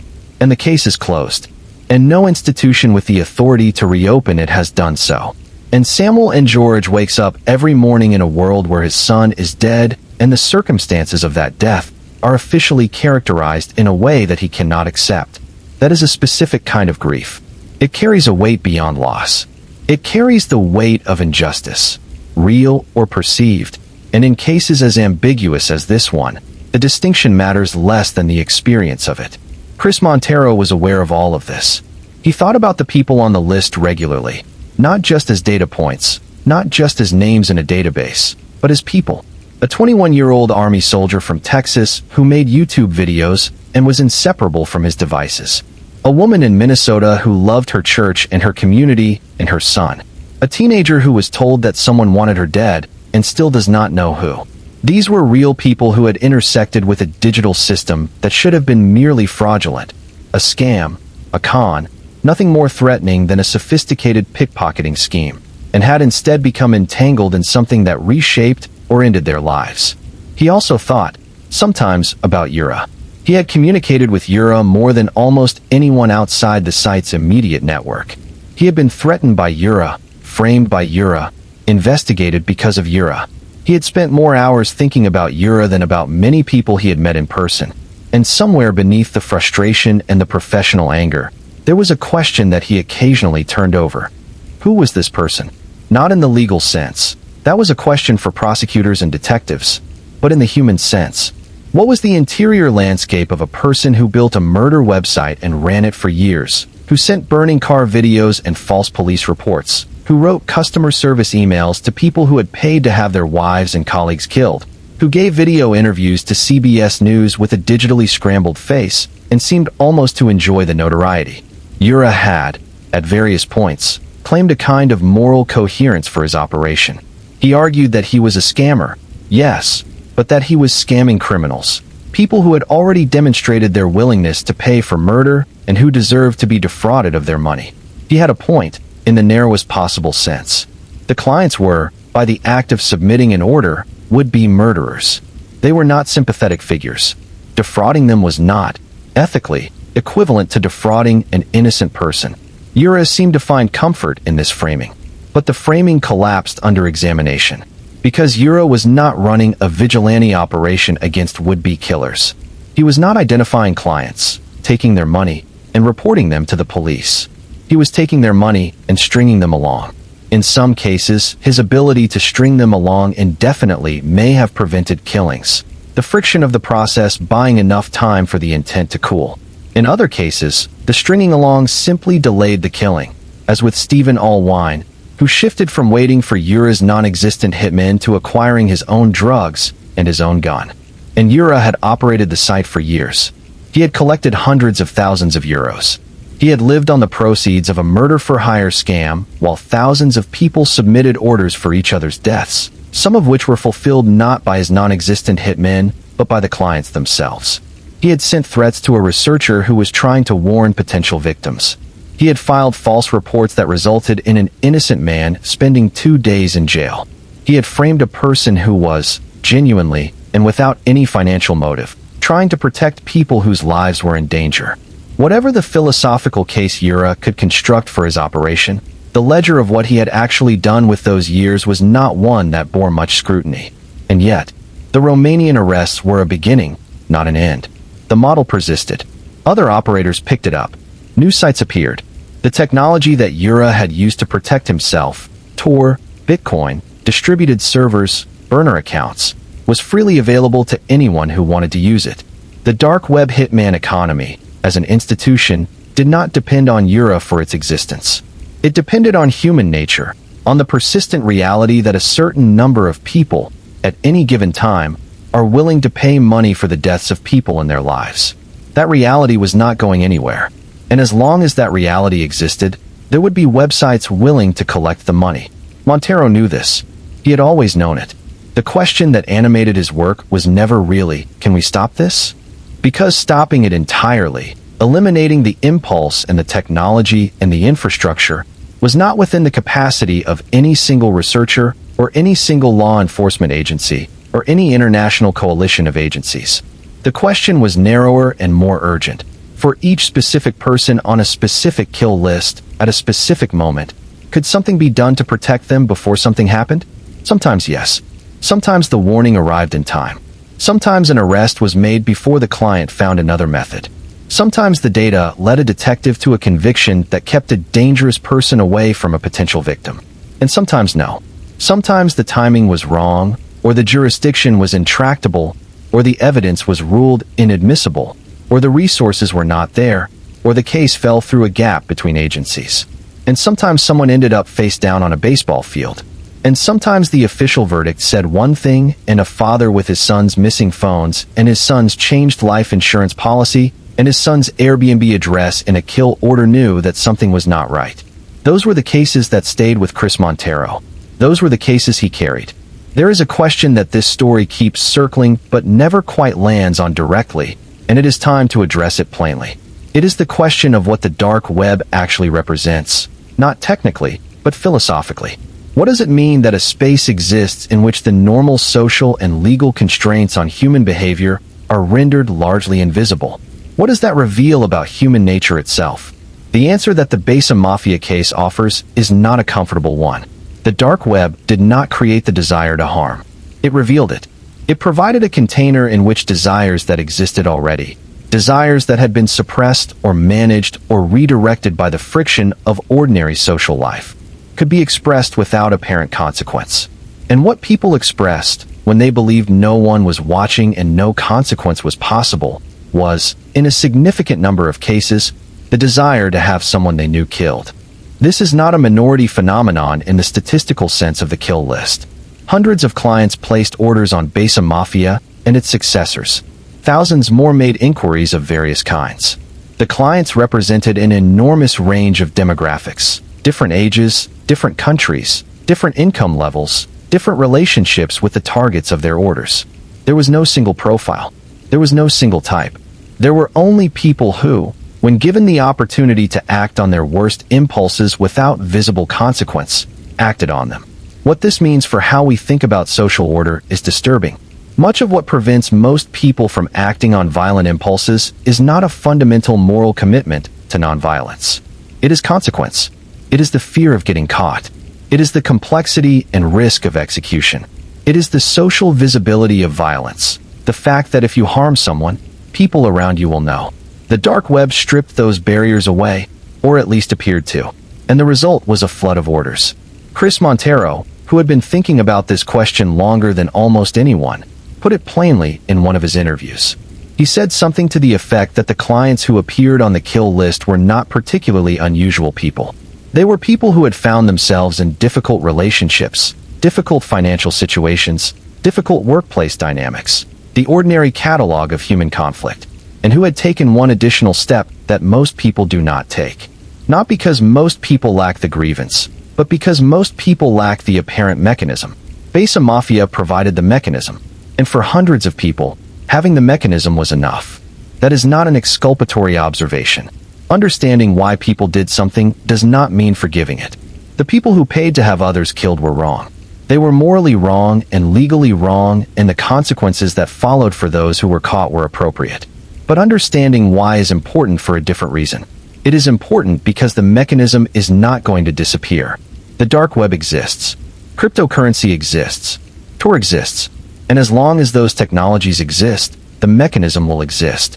Understanding the psychology of the clients, why the apparent anonymity was enough, why the mechanism unlocked impulses that would otherwise have remained locked, is the most important variable in the entire system, because it is the one that policy, technology, and law enforcement cannot easily address on their own. Ura understood this, on some level. His entire business model depended on it. He was running an operation that succeeded not because it could deliver violence, but because it could receive desire. The desire was already there, preloaded, waiting for a place to go. He had simply built the place. And he had done it, apparently, from somewhere in Romania, or with Romanian connections, at least, given the IP addresses and the DICOT arrests. He had done it with enough operational security to remain unidentified by law enforcement for years, even as his operation was covered by 48 Hours and Wired and Harper's Magazine and Vice. He had done it while communicating, with apparent recklessness, with a London cybercrime researcher who was doing everything in his power to expose him. He had done it while running a freelance marketing campaign through an Indian internet marketer, while sending threatening videos to critics, while filing false reports that resulted in his critics' arrest. He had done it through multiple iterations and rebrands, and the complete collapse of each previous version of the site. For 6 years, Euro won. It is worth sitting with that for a moment, because the narrative of the Romanian arrests makes it easy to conclude that justice eventually prevailed, and the story, therefore, has a conventional resolution. But the resolution is not conventional. The people arrested in Romania were operators of a network, not necessarily the same person as the administrator who had been communicating directly with clients and critics for 6 years. The kill list remained. The model remained. Ura, whoever Ura actually was, had operated freely for 6 years, had made a substantial amount of money, had damaged the lives of the people on the kill list and the people who had been trying to expose him, and had then, potentially, disappeared back into whatever ordinary life preceded the operation. There is something in that outcome that resists easy resolution. It does not feel like justice. It feels like a partial accounting, an incomplete ledger, a story with pages missing. But this is often what true crime is. This is what separates it from fiction. In fiction, the resolution is constructed to satisfy.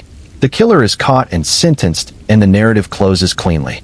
In reality, the closure is often partial, the questions often unanswered, the justice often incomplete.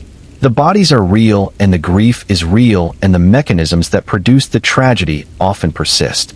Through 2020 and 2021, as the Amy Allwine case receded from the news cycle and Brian and George's case remained officially closed, Montero continued his work. He gave interviews. He maintained his databases. He built new tools. He set up new alerts. He connected with journalists and researchers and law enforcement contacts in multiple countries, passing information, flagging cases, trying to move the glacier of institutional response 1 inch at a time. He also, occasionally, thought about stopping. He said so in interviews. There were moments when the cumulative weight of the material, the depravity of the messages, the personal attacks, the sense of being perpetually behind the curve of a criminal operation that kept rebuilding itself faster than it could be dismantled, became genuinely difficult to carry. He had not signed up for this. He had simply written an article on Rational Wiki debunking a dark web myth, and an anonymous Romanian operator had decided, for his own business reasons, to provoke an argument. That argument had turned into 6 years of his life. But he kept going. The list was real. The names on it were real. And until someone with more resources and more authority took over the work of watching those names and protecting those people, he was going to keep doing it. That was the simple math of it, in the end. Not heroism. He was careful to resist that framing. Just the recognition that someone had to be doing this, and he was the person who happened to have started, and stopping did not feel like a responsible option when there were still names on the list that had not been investigated. In 2022, around the time of the Romanian arrests, Montero gave an estimate. Approximately 25 arrests had been made of individuals who had paid to have people killed through Basa Mafia and its successors. Over 30 convictions across multiple countries, including the United States and Denmark. These were not trivial numbers. These were real consequences for real people who had used a fake murder service to express real murderous intent. But the denominator was thousands. The 25 arrested were a fraction of the total. The 30-plus convicted were a fraction of the total. The rest remained on the list, identified, documented, in many cases unflagged by any law enforcement agency, while the people whose names they had submitted to a murder website went about their lives. Those people were still waiting, and most of them did not know they were waiting. They did not know they were on a list. They had no idea that in a database maintained by a researcher in London, their photograph and their address were attached to a Bitcoin transaction and a message from someone who wanted them gone. That was perhaps the most disturbing truth of the whole operation. Not the site, not Eura, not even the kill list itself, but the fact that most of the people on the receiving end of those orders had no idea they were on it. They were going about their ordinary lives in complete ignorance of the fact that somewhere, in the dark infrastructure of the internet, a record existed of someone's desire for their death, a desire specific enough to attach a face and an address and a method and a Bitcoin payment. They were living in a threat they could not see. The year 2019 brought something that the story had not yet had, a mainstream audience reckoning with the full scope of what the Basa Mafia operation represented. The DEF CON presentation by Carl Miller was part of it. The Harper's Magazine piece by Brian Merchant, published in early 2020, was another significant moment. Long-form, deeply reported, the kind of piece that places a complex story in the hands of a general reader and says, "This is real, this is happening, this is what it means." Merchant had spent months working with Montero, reviewing the database, following individual cases, talking to survivors and law enforcement and legal experts. His piece described in careful detail the experience of sitting with the kill list, the numbing accumulation of requests for violence, and then the moments when something cut through the numbness. The 14-year-old in New Jersey, the woman who had received anonymous emails telling her to commit suicide while her husband sat next to her at the dinner table. The young Army soldier found face down on a baseball field. The piece also described Merchant's own encounter with one of the active cases, a young woman named Alexis Stern, whose case illustrated the failure mode of the warning system with particular clarity. Stern had been warned. The FBI had told her about the hit order. She was alive and unharmed. And yet months had passed with no arrest of the person who had submitted the order, no identification of the client, no resolution of the fundamental threat. The check-ins from federal agents had grown less frequent. The case seemed, from Stern's perspective, to be drifting. She had been warned that she was in danger, and then left to live with that knowledge indefinitely. The Harper's piece reached readers who had not been following the Basa Mafia story through the cybercrime and dark web channels that had covered it up to that point. It landed with the weight of careful journalism in a publication that commanded serious attention, and it expanded the audience for the story significantly. It also changed, in subtle ways, how the story was being told, shifting the emphasis from the mechanics of the scam itself to the human consequences of what the scam had revealed. The dark web hitman economy was not interesting because dark web technology was interesting. It was interesting, it was important, because it had exposed something about human nature that was both disturbing and profoundly recognizable. Meanwhile, in the actual geography of the story, things were continuing to move. Individual prosecutions were proceeding in various jurisdictions. In the United States, several people who had placed orders on the kill list had been charged and convicted. The legal theory being applied was relatively settled by this point.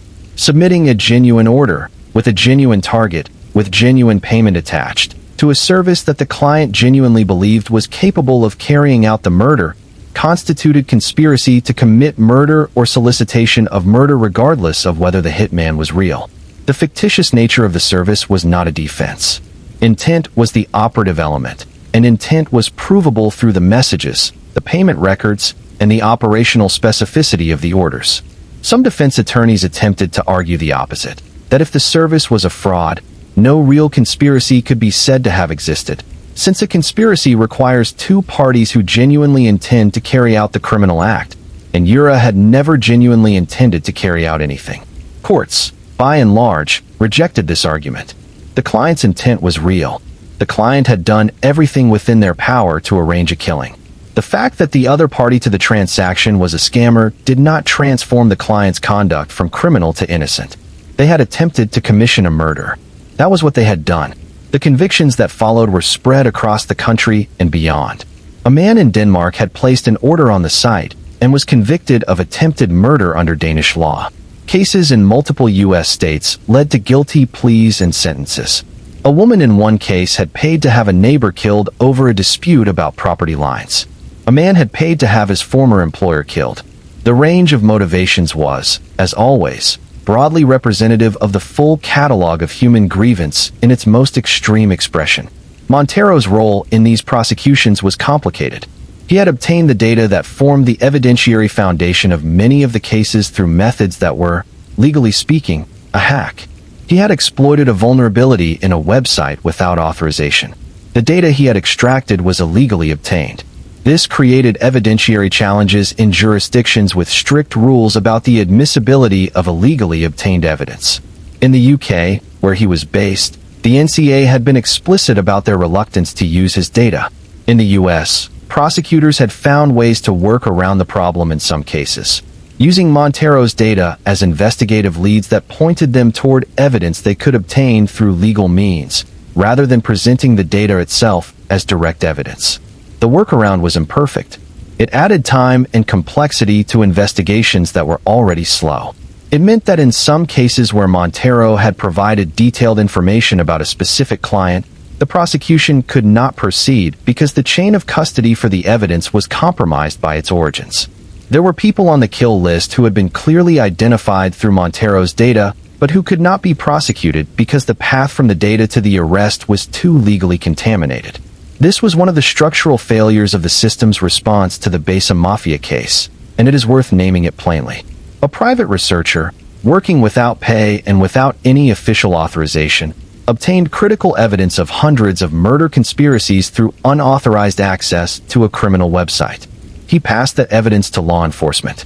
Law enforcement, in many cases, was unable to use it in court because of the manner in which it had been obtained.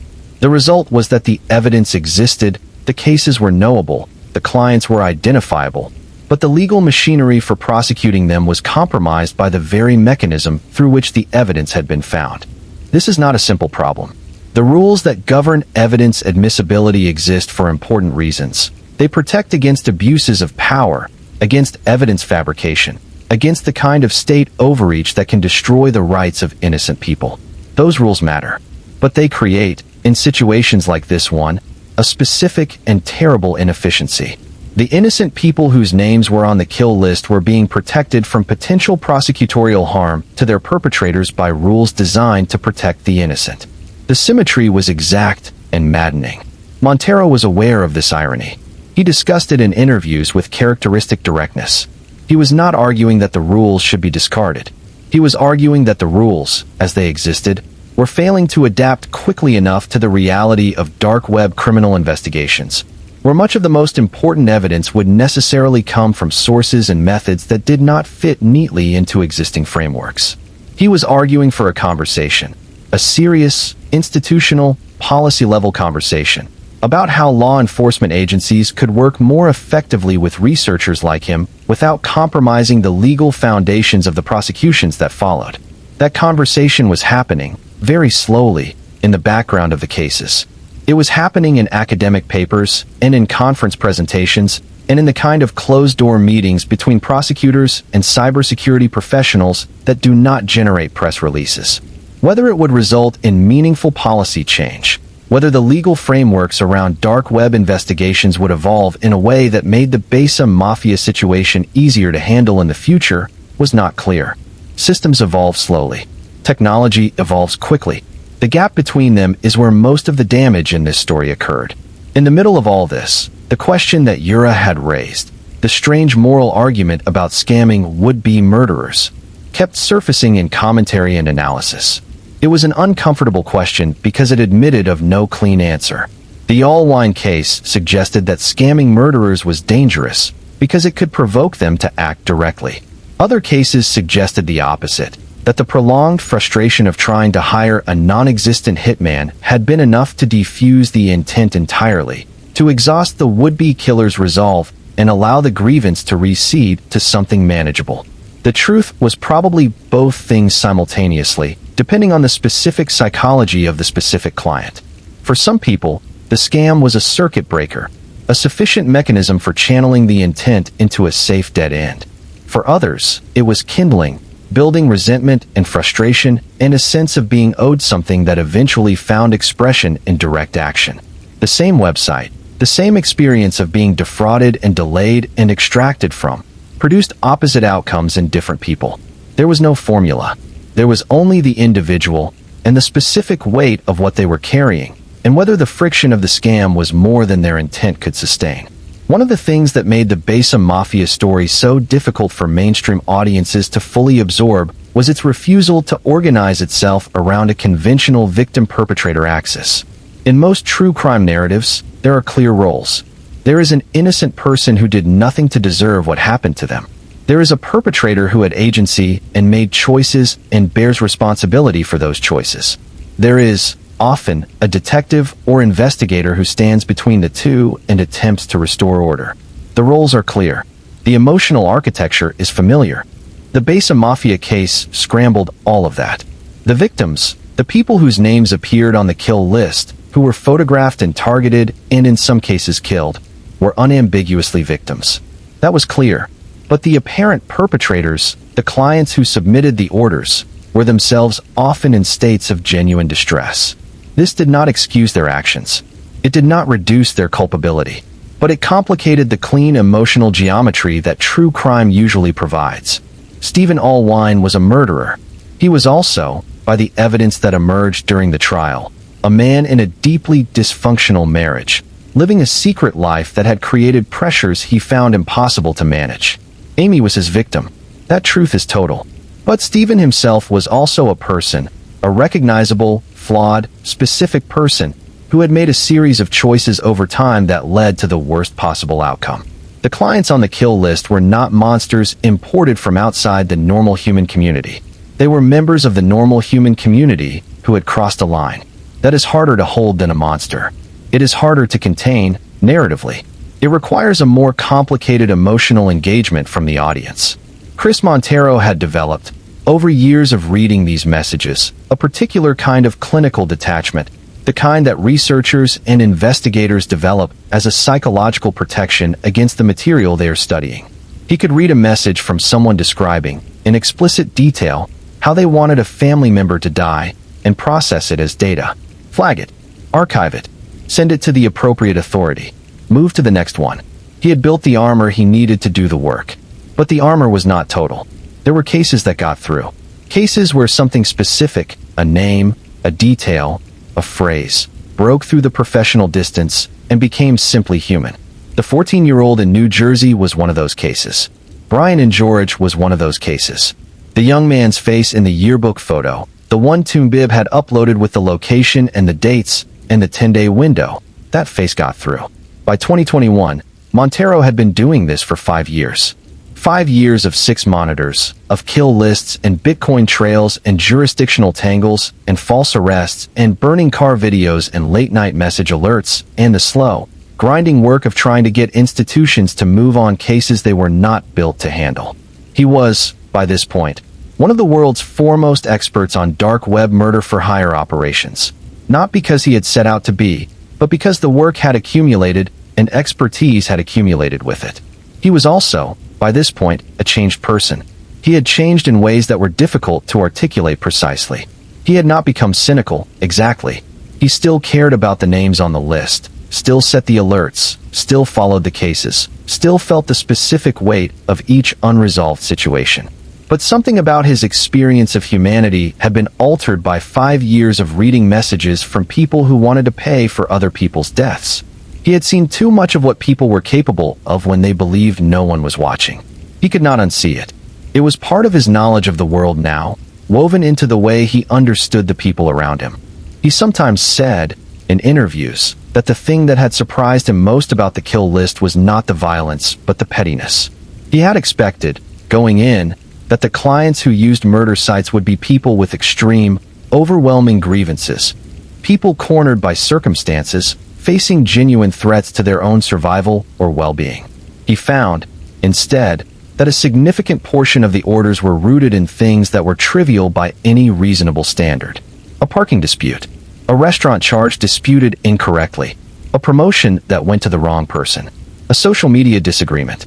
The smallness of some of the motivations, the yawning gap between the grievance and the response, was what stayed with him most, because it meant that the threshold between ordinary human frustration and the willingness to pay for someone's death was not, for some people, particularly high.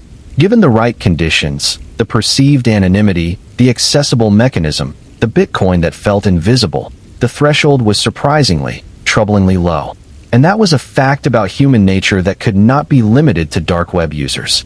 The dark web users were a self-selected group. Yes, people who knew enough about Tor and cryptocurrency to access and use the sites.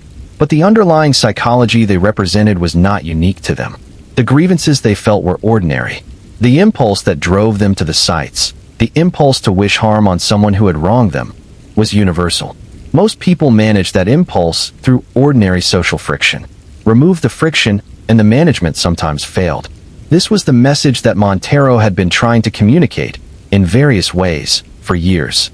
Not that everyone was a potential killer, that was not what the data showed, but that the conditions under which ordinary people became capable of extraordinary harm were less extraordinary than most people liked to believe.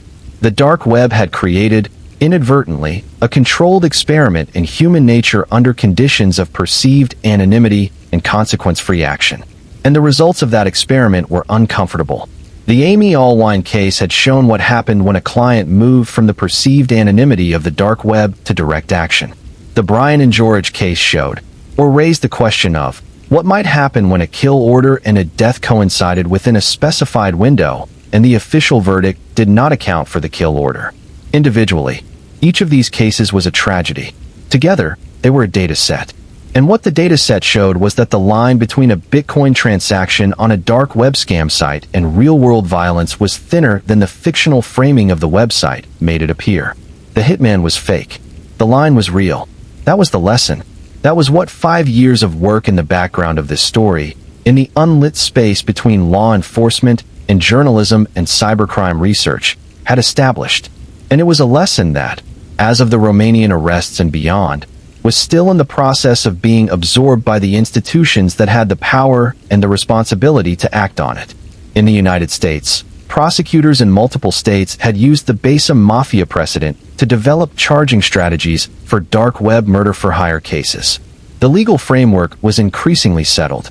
The challenge was investigative capacity, the ability to identify and build cases against the thousands of clients whose information existed in Montero's database, but whose prosecutions required the kind of time and resources that most law enforcement agencies did not have in abundance.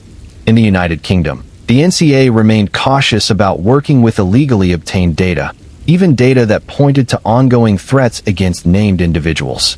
The jurisdictional challenges of a British researcher with information about crimes being planned in the United States by clients whose identities were unknown but whose payment records were documented were formidable. The systems were not built for this. They needed to be rebuilt. Whether they would be rebuilt in time to protect the people still on the list was not a question anyone could answer with confidence. And across the world, the successor sites to Basa Mafia continued to operate. New sites appeared regularly, some on the dark web, some on Telegram, some on other encrypted platforms that had become the new frontier of criminal communication. The model was free. The technology was available. The demand was not going anywhere. The war was not over. It had simply changed terrain. Let us go back to Brian and George one more time. Let us sit with his story a little longer, because it deserves that time. Because a 21-year-old man is dead, and the circumstances of his death have never been fully accounted for. And the fact that there was a kill order on a dark web website attached to his name and his address, and a 10-day window that exactly encompassed the days of his death, has not been incorporated into the official record of what happened to him. Brian was from Texas. He had enlisted in the Army and was stationed at Fort Knox in Kentucky. In June of 2018, he took leave and traveled to Indiana, specifically to Clarksville, Indiana, where he had booked an Airbnb. The person who called themselves Toon Bib had submitted that Airbnb address to a Basa Mafia successor site. They had noted, precisely, that Brian would only be at that location between June 1st and June 11th. They had uploaded a photograph, his school yearbook photo, the kind of formal portrait that schools take every year and that ends up in parents' albums and on mantelpieces. They had sent approximately $5,500 in Bitcoin. On June 8th, Brian and George entered a shooting range called American Shooters in Clarksville's northwest and stole a gun. That action alone is strange and has never been fully explained. Brian was a soldier. He had access to firearms through military channels. Why would he steal a gun from a civilian range? That question sits in the record without an answer. In the early hours of June 9th, Brian and George was found dead on a baseball field in Clarksville. He was face down under the stairs of an announcer's box. The wound was consistent with a self-inflicted gunshot. The case was closed quickly. Suicide. His father, Samuel and George, said the police never told him about the kill order. He said that when he began to look at the details of the case, he found things that did not add up. The bullet from the fatal wound was never recovered. Unusual, though not unheard of, in suicide cases. The case report and the autopsy contained what Samuel described as inconsistencies, though he did not specify them publicly in the way that would allow independent verification. Brian's devices, his laptop, his camera, his 2 phones, were never found. A young man who documented his life constantly on Instagram and YouTube, who carried his devices everywhere, who was building an online presence and relied on his phone as a working tool of that presence, had left for Indiana with his devices and died there without them. They were simply gone. And then there was the life insurance. For $100,000. 1 month before Brian's death, he had changed the beneficiary. His parents were removed. A female friend was designated. Brian's father did not know her well. He did not know if she had been with Brian in Indiana or had known about the trip. The Clarksville Police Department, when asked by journalists about the kill order, confirmed that they were aware of it and stated that they stood by their conclusion. The case was closed. The verdict was suicide. Samuel and George is a father. He will always be a father. And fathers do not close. They do not accept a verdict that leaves questions unanswered, not when the questions are the ones that Samuel is carrying. Not when his son was 21 years old and had a future and a YouTube channel and a yearbook photo that someone had uploaded to a murder website with an address and a 10-day window. The questions he asks are not unreasonable. They are the questions a jury would ask. They are the questions a detective would ask. They are the questions that have not been answered, officially, in any forum with the authority to reopen the case. Who is Toon Bib? The username resolves to nothing in any public record. The Bitcoin payment was sent, and Bitcoin payments are pseudonymous, traceable, in theory, with the right tools and authority, but not easily. The Clarksville Police Department is a small jurisdiction with limited resources. Whether the forensic analysis of the Bitcoin trail was ever conducted, whether Toonbib was ever identified, even internally, even in a file that was then set aside because the verdict was already suicide, is not known publicly. Who knew that Brian would be at that specific Airbnb? The address was in the kill order. That level of specificity requires either direct knowledge of Brian's travel plans or access to his communications. Someone who knew Brian. Someone he trusted enough to discuss a trip with. Someone who knew where he was staying and on what dates and could submit that information to a murder website with enough confidence in its accuracy to attach Bitcoin to it. Who was the woman who became the beneficiary of a $400,000 life insurance policy 1 month before Brian died? That question has not been answered publicly. It may have been answered in a police file somewhere. It may not have been asked at all, if the case was processed rapidly as a suicide with no indication that further investigation was warranted. These questions do not prove murder. The absence of answers does not constitute evidence of a covered-up killing. Bullets go unretrieved in suicide cases. Devices go missing.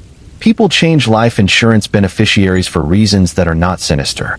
Young men on leave from military service sometimes carry burdens that are not visible to the people who love them, and sometimes make irreversible decisions in the early hours of a morning in a strange city. All of that is true. And also true, there was a kill order. There was a Bitcoin payment. There was a 10-day window that exactly corresponded to the trip Brian took to Indiana. There was someone who knew where he would be staying. There was a stolen gun from a civilian range, used by a soldier who had access to military firearms. There were missing devices. There was a changed beneficiary. And there was a father who was never told about the kill order, who believes his son's death was not what the official record says it was, and who has no institutional avenue for pursuing that belief. Chris Montero read all of this. He had been the one who received the anonymous email with the subject line suicide or murder. The question mark trembling at the end like a held breath. He had been the one who matched the kill order to the death, who saw that Brian and George had been targeted in a window that enclosed the date he died. He had been the one who filed the Google alert, who saw the Indiana News report about a body on a baseball field, who made the connection that no official investigator had made publicly. He did not know what happened to Brian and George. He had his suspicions, and his suspicions were shaped by 5 years of reading a database in which dozens of orders had been placed with the same kind of operational specificity. The kind of specificity that suggests not fantasy, not roleplay, not an anonymous grievance vented through a keyboard, but actual knowledge, actual planning, actual intent. He had his suspicions, and he carried them the way he carried all of the cases on the list, carefully, without certainty, but without setting them down either. The world moved on from Brian and George's death quickly. Small-town Indiana news has a short half-life. The suicide ruling provided a narrative closure that real-world audiences needed and accepted. The dark web kill order was not part of that closure. It was a detail that existed in a different register, in the world of cybercrime research and journalistic investigation, and the two worlds did not connect in a way that produced institutional action. Samuel and George is still waiting. For something. For someone.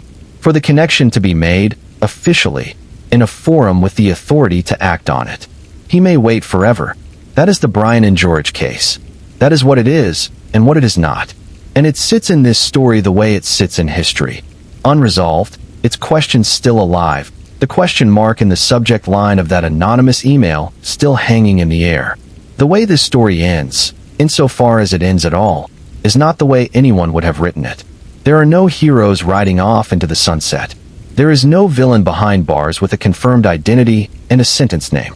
There is a researcher in London who has given years of his life to a cause that no institution specifically asked him to take up, who has been threatened and arrested and framed and exhausted by the work, and who is still doing it. There are people on a kill list, some warned and some not.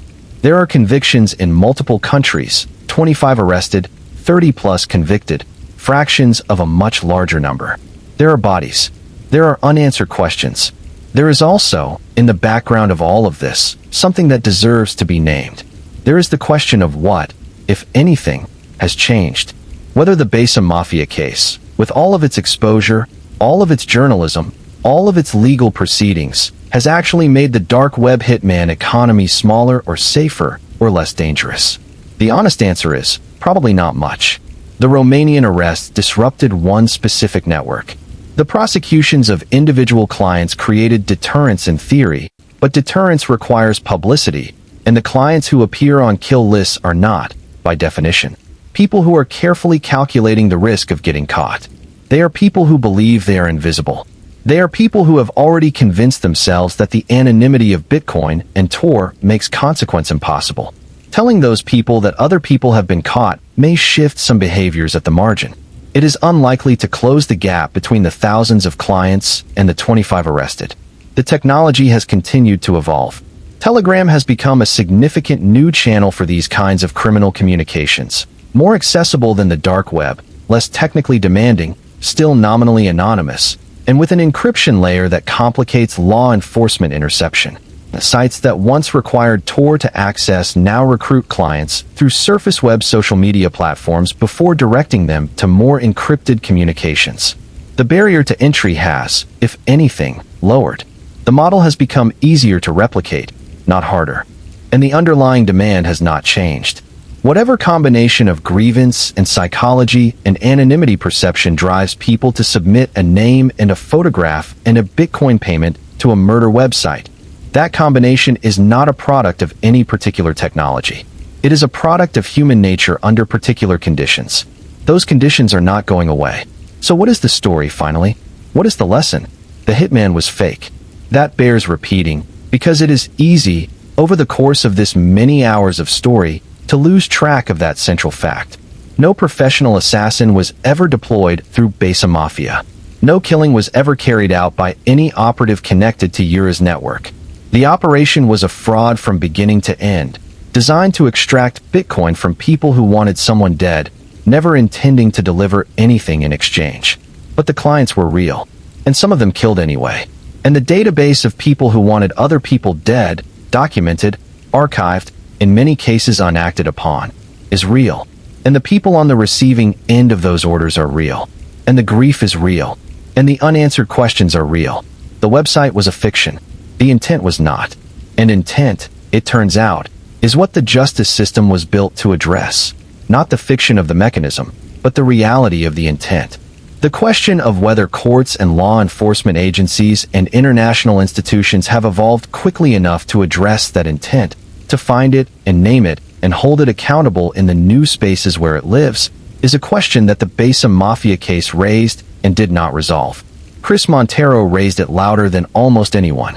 He did so at personal cost, over years, without institutional support, against an operator who was willing to use threatening videos and false arrests and SEO campaigns to silence him. He did so because he believed, and the belief was correct, however imperfectly it was validated, that the names on the list were not abstractions. They were people, and people deserved, if nothing else, to have someone watching. The Romanian arrests were announced in July of 2024. Dicot released the footage. 5 people detained, for witnesses.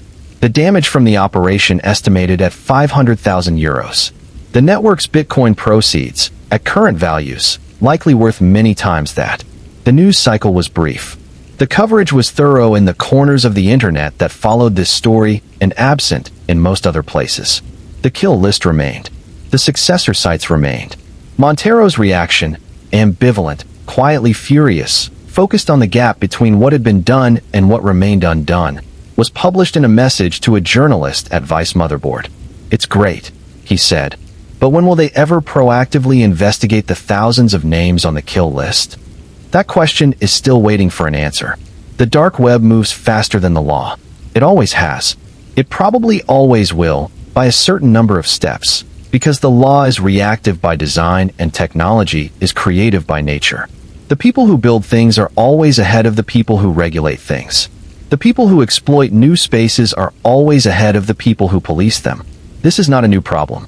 It is as old as the relationship between human innovation and human governance. But in the specific case of the dark web hitman economy, the gap between the pace of criminal innovation and the pace of institutional response has had a cost that can be measured in names on a list. embodies. In a father who will never get his questions answered. In a woman who was told her husband loved her until the forensic examiner found a Bitcoin wallet address in a deleted file. That is the cost of the gap. It is a human cost. And it is ongoing. Before we hear the final pieces of this story, if you have been watching this far, if this story has kept you up past midnight or pulled you through a lunch break or found you on the elliptical at the gym, please take a second to hit the like button and subscribe. Not for any algorithmic reason, though that does help, but because this kind of story deserves to be heard. Because Brian and George deserves to be known. Because Amy Allwine deserves to be more than a true crime statistic. Because Chris Montero deserves to know that the work he did in relative isolation, against long odds, for no pay, found an audience that understood what it meant. The hitman was fake. The intent was real. The story is not over. In the years after the Romanian arrests, the conversation about dark web murder-for-hire sites began to shift in ways that Montero had been anticipating for a long time. The question was no longer whether such sites were a genuine threat. The Allwine conviction, the 30-plus convictions across multiple countries, the Romanian arrests, the documented cases of real-world violence linked to kill orders had collectively settled that question. The sites were not merely a peculiarity of the criminal internet. They were a mechanism through which real murderous intent found real expression and, in some cases, real consequence. The question that was beginning to be asked, in policy circles and academic circles and law enforcement conferences, was more structural. It was the question of what a coherent, cross-jurisdictional response to this category of crime actually looked like. How do you build a system that can, in real time, take information from a researcher like Montero, match it against known individuals in multiple countries, alert potential victims, identify and investigate clients, and prosecute successfully, all in a legal framework that was designed for a world where evidence was physical and jurisdiction was geographic? It was not an easy question. The people asking it were serious people who understood both the urgency of the problem and the genuine complexity of the solution. They were not simply calling for more resources, though more resources were clearly needed. They were asking something harder, whether the institutional architecture of law enforcement, which had evolved over centuries for a particular kind of crime in a particular kind of world, could adapt quickly enough to address a kind of crime that was categorically different in almost every structural way. The dark web murder-for-hire case was not simply a crime committed in a difficult-to-access space. It was a crime that was transnational by design. The website was hosted in one country. The administrator was in another. The clients were distributed across dozens. The potential victims were distributed across dozens more. The evidence was encrypted and pseudonymous and distributed across multiple servers. The traditional model of law enforcement, jurisdictional, evidence-based, relatively slow-moving, was not built for this. It was built for a world where crime happened in a place and left physical traces. What the Basa Mafia case illustrated, more starkly than almost any other case in the history of digital crime, was the gap between that traditional model and the reality of 21st century criminal operations. The gap was not merely technical. It was institutional, legal, international, and deeply political. Because cooperation between law enforcement agencies in different countries depends on political relationships between those countries, relationships that are subject to all the normal pressures and fractures of geopolitics. The Romanian arrests happened partly because the relationship between American and Romanian law enforcement, and between American law enforcement and DICOT specifically, was strong enough to sustain the cooperation necessary for a joint operation. That cooperation was not guaranteed. It was built over years of case-by-case engagement. Other jurisdictions, other countries with citizens on the kill list, other countries where clients were based, had not necessarily built the same relationships or had the same willingness to cooperate. Montero watched all of this from London. He continued his work. He continued to maintain the databases, to run the alerts, to flag the cases that seemed most urgent, to pass information through whatever channels would receive it. He was, by this point, something of an institution himself, a one-man early warning system for a category of threat that multiple government agencies had still not fully systematized. He gave talks. He wrote. He was interviewed. He continued to be one of the most important living sources of institutional knowledge about how dark web murder operations worked, who the clients were, what the patterns of behavior looked like, and what the gap between intent and action required in order to be interrupted. The psychological cost of this work was significant, and, in interviews, he discussed it with more openness as the years went on. He talked about the cumulative weight of the material, the daily exposure to messages from people describing, in clinical or emotional detail, how they wanted others to die. He talked about the difficulty of maintaining professional distance from the individual cases, particularly when he had been the one to set the Google alert that flagged a death, when he had been the one to connect a news report to a name in the database. He talked about the specific experience of reading the message that had arrived in his inbox with the subject suicide or murder, and of then reading the Indiana news report about a body on a baseball field and understanding what he was looking at. He had not been sleeping particularly well. He had found, over the years, that the work had colonized his imagination in ways he could not always control, that the faces from the photographs in the database appeared in his thoughts unbidden, that the specific phrases from the worst messages would surface at inopportune moments.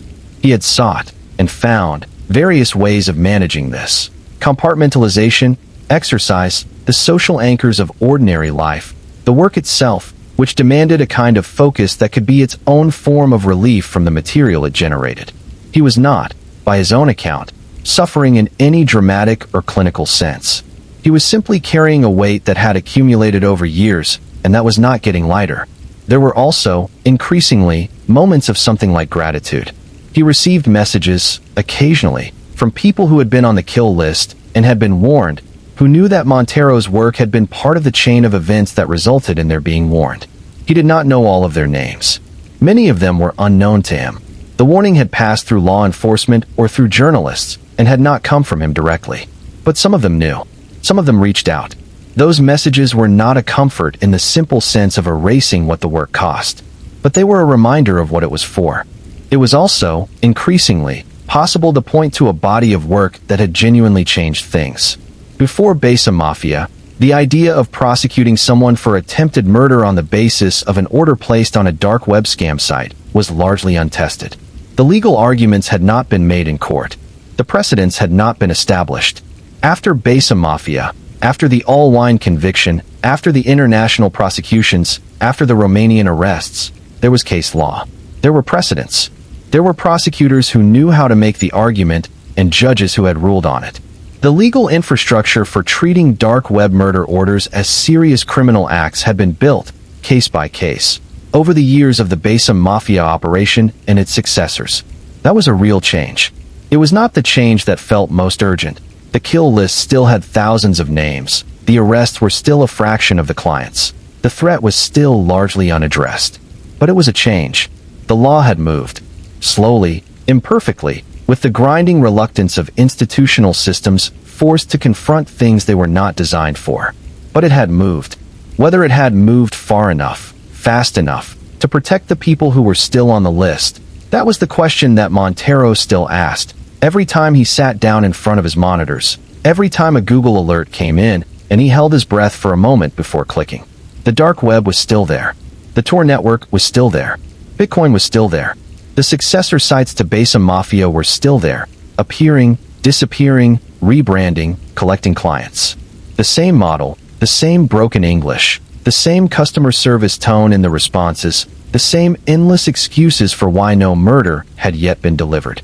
And the same clients arriving with their photographs and their grief and their grievances and their Bitcoin, believing, despite everything, despite the news coverage and the prosecutions and the warnings and the arrests, that they had found the mechanism they were looking for. They had not. The mechanism was never real. It was always, from the beginning, a fiction built to receive desire and extract money and do nothing else. The hitman was fake, but the intent was always, always real. And somewhere in the gap between the fake mechanism and the real intent, people had lived and died and been warned and not been warned and been convicted and not been convicted and asked questions that were never answered. That gap, between what the website claimed to be and what it actually was, between the desire it received and the consequences it produced, was where this story lived. It was a gap in the architecture of the internet, in the fabric of law enforcement, in the understanding of human nature that most of us carry through our ordinary days. A gap through which certain things fell that should not have fallen. The story of Basa Mafia is, in the end, a story about that gap. About what lives there. About what it costs to ignore it and what it costs to spend years trying to close it. And about the fact that closing it entirely may not be possible. That some version of the gap will always exist, in some corner of human technology, waiting for the next person who believes that desire plus anonymity equals consequence-free action. The hitman was fake. The desire was not. The consequences were not. The question of what we do with that knowledge, individually, institutionally, as a society that has built technologies faster than we have built the wisdom to govern them, remains open. It will probably remain open for a long time. There is a particular kind of story that stays with you after you have heard it. Not because it resolves, not because it gives you an ending that satisfies, but because it refuses to. Because it keeps asking a question that you cannot answer cleanly, and that refusal, that open, persistent, unresolved quality, is itself the message. The message is, this is not over. The message is, these things are still happening. The message is, someone needs to be paying attention. Chris Montero has been paying attention for a long time. He will probably keep paying attention for longer still. Not because the work is rewarding in any conventional sense of that word. Not because he has been celebrated or compensated or even reliably believed. But because the list is real, and the names on it are real, and someone who knows what he knows cannot in good conscience simply stop knowing it. That is a particular kind of burden. It is the burden of the person who has seen something that most people have not seen, and who understands that what they have seen has implications, urgent, human, life or death implications, that are not being adequately addressed by the institutions that are supposed to address them. It is the burden of the witness who cannot unwitness, the researcher who cannot unknow, the person who set up a Google alert for hundreds of names and then spent years reading the results. There is something in Chris Montero's story that goes beyond the technical details of dark web hacking and Bitcoin trails and Tor networks. There is something in it that is fundamentally about what a person does when they find themselves in possession of knowledge that they did not ask for and cannot easily share. He could have walked away. He could have published his Rational Wiki article, received the burning car video, called his lawyer, and decided that one man in a London flat was not positioned to fight a transnational criminal operation with the full indifference of multiple law enforcement agencies and the structural limitations of a legal system built for a different century. He could have made that entirely rational decision. He did not. There is also something in the story of Amy Allwine that deserves a final moment of attention. Because Amy Allwine was not a character in a crime narrative. She was a woman. She went to church and she loved her community and she had a son and she believed, presumably, in the basic reliability of the world around her, in the idea that the people closest to you were not secretly working toward your destruction. She was not naive. She was simply human. She extended the ordinary trust that ordinary life requires. The trust that makes it possible to eat dinner with someone without wondering if the food has been tampered with. The trust that makes it possible to sleep in the same house without wondering if the person in the other room has been on the dark web. She extended that trust. It was betrayed in the most extreme possible way. And the FBI sat them both down in the same room and told them both and left. That is the failure that Amy's family has never stopped naming.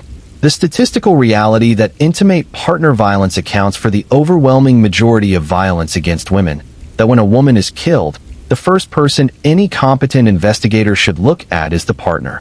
That reality was not applied in the room on May 31st, 2016, when two agents and a detective sat Amy and Stephen Allwine down together and explained the threat, and then left. If it had been applied, perhaps something different would have happened. If Stephen had been separated, if the Bitcoin wallet had been subpoenaed that day, if the connection to Dog Day God had been established before Stephen had time to acquire scopolamine and a handgun, perhaps Amy would have had more time.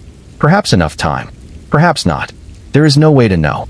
What is known is that she is dead, and that her death generated a conviction that has established legal precedent, and that the precedent will protect some future victim, in some future case, in ways that Amy's own death could not protect her. That is cold comfort. It is the kind of progress that comes at a cost that should never have had to be paid. The Brian and George story does not have even that kind of resolution. It has a ruling and a set of unanswered questions, and a father who is still asking them. It has a kill order with a Bitcoin payment and a 10-day window and a death that occurred within that window, and missing devices, and a changed life insurance beneficiary, and an unretrieved bullet, and a case that is closed. It has a young man's face in a yearbook photograph, uploaded by someone who called themselves TuneBib to a website that existed in the darkest corner of the internet. And that photograph was part of a transaction, and Brian and George died before the transaction's window closed. Those are the facts. The verdict is the verdict. The questions remain. The Basa Mafia operation, at its peak, had clients from across the United States, Europe, Asia, the Middle East, and beyond. It accepted orders for murder, for assault, for kidnapping, for intimidation. It collected Bitcoin and issued reassurances and assigned fictional hitmen and made fictional progress reports and continued indefinitely, cycling through rebrands and domain changes, adapting to each disruption and returning. It was, in its own depraved way, resilient. It survived Montero's hacks. It survived the 48 hours coverage. It survived the Amy Allwine conviction. It survived multiple iterations of takedowns and rebrands. It survived for years. The Romanian arrests disrupted the network. Whether they ended it is a different question. The model was free. The model had been documented, described, analyzed, and published. Anyone who wanted to replicate it could do so. And some had. And some would. And somewhere, right now, on some .onion address on the Tor network, or in some Telegram channel, or on some encrypted platform that did not exist 3 years ago, there is a website that claims to offer murder services in exchange for cryptocurrency. There is a client composing a message. There is a photograph being uploaded. There is a Bitcoin transaction being prepared. The hitman on the other end of that transaction is probably not real. The hitman, in almost all cases, is not real. The entire dark web murder for hire economy, as an economy of actual violence, is largely fictional. The violence is the currency of the marketing. The hitmen are props, but the client is real. The desire is real. And the person whose photograph is being uploaded, who is, at this moment, somewhere in the world, doing something ordinary and human and completely unaware, is real. They have no idea. They are going about their day. They are making coffee, or driving to work, or picking up their child from school, or sitting down to dinner with the person who is, in another window on another screen, uploading their photograph and entering their address and preparing a Bitcoin transaction. They do not know. That is the thing that does not go away. That is the thing that keeps Montero at his monitors. That is the thing that made Amy Allwine's family go public with their grief and their anger and their indictment of the FBI's handling of the case. That is the thing that made Samuel and George keep asking his questions about his son's death long after the official record had been closed. The people on the list do not know they are on it. They are living in a threat they cannot see, inside a transaction they have no knowledge of, in a darkness that someone else put them in. The hitman is fake, but the list is real, and the names on it belong to people who are alive right now, going about their ordinary days, and who deserve, at a minimum, at the absolute baseline of what a just system should provide, to know that someone is watching their name, to know that someone is maintaining the alert, to know that the work is not abandoned, that the gap is being attended to, that there is at least one person in a flat in London with 6 monitors and a database and a set of Google alerts and the stubborn, unglamorous, years-long commitment to staying in the fight. His name is Chris Montero. He is a systems administrator by day and a white-hat hacker by night. He found a dark web murder website in early 2016 and wrote a blog post about it, and received a burning car video in response and decided, for reasons that he probably could not fully articulate even now, that he was not going to walk away. He has not walked away. The website was fake. The intent was real. The bodies were real. The questions were real. The man watching the list is real. And the story is not over. It will not be over until every name on that list has been accounted for, warned, or investigated, or explained, or resolved in some way that acknowledges the reality of what was done to them. Until the institutions have caught up with the technology. Until the law reflects what the evidence shows about how people use anonymity and what they do when they believe consequence is invisible. Until the gap closes. It is not closed yet, but someone is watching. Someone is always watching. And if you have been here with this story, if you have followed Brian and George and Amy Allwine and Chris Montero through all of it, If you have sat with the unanswered questions and the partial justice and the ongoing threat, then you are watching too. And that matters, because stories like this one live as long as people keep telling them. The victims on the kill list deserve to be named. The questions they leave behind deserve to be asked, loudly, by as many people as possible. The work that Montero has done in relative invisibility deserves an audience. You are that audience. Please, before you close this video, take 1 second to like it and subscribe. Share it with someone who needs to understand that the dark corners of the internet are not somewhere else. They are here, they are adjacent to ordinary life, and the people they affect are not characters. They are people. They are Brian and George with his yearbook photograph. They are Amy Allwine in her church in Cottage Grove. They are every name on a list that a researcher in London is still, tonight, watching. Tell someone. Spread the word. Keep the light on this story. Because the only thing that travels faster than the model Euro built is the truth about what that model actually is. The hitman was fake. The intent was real.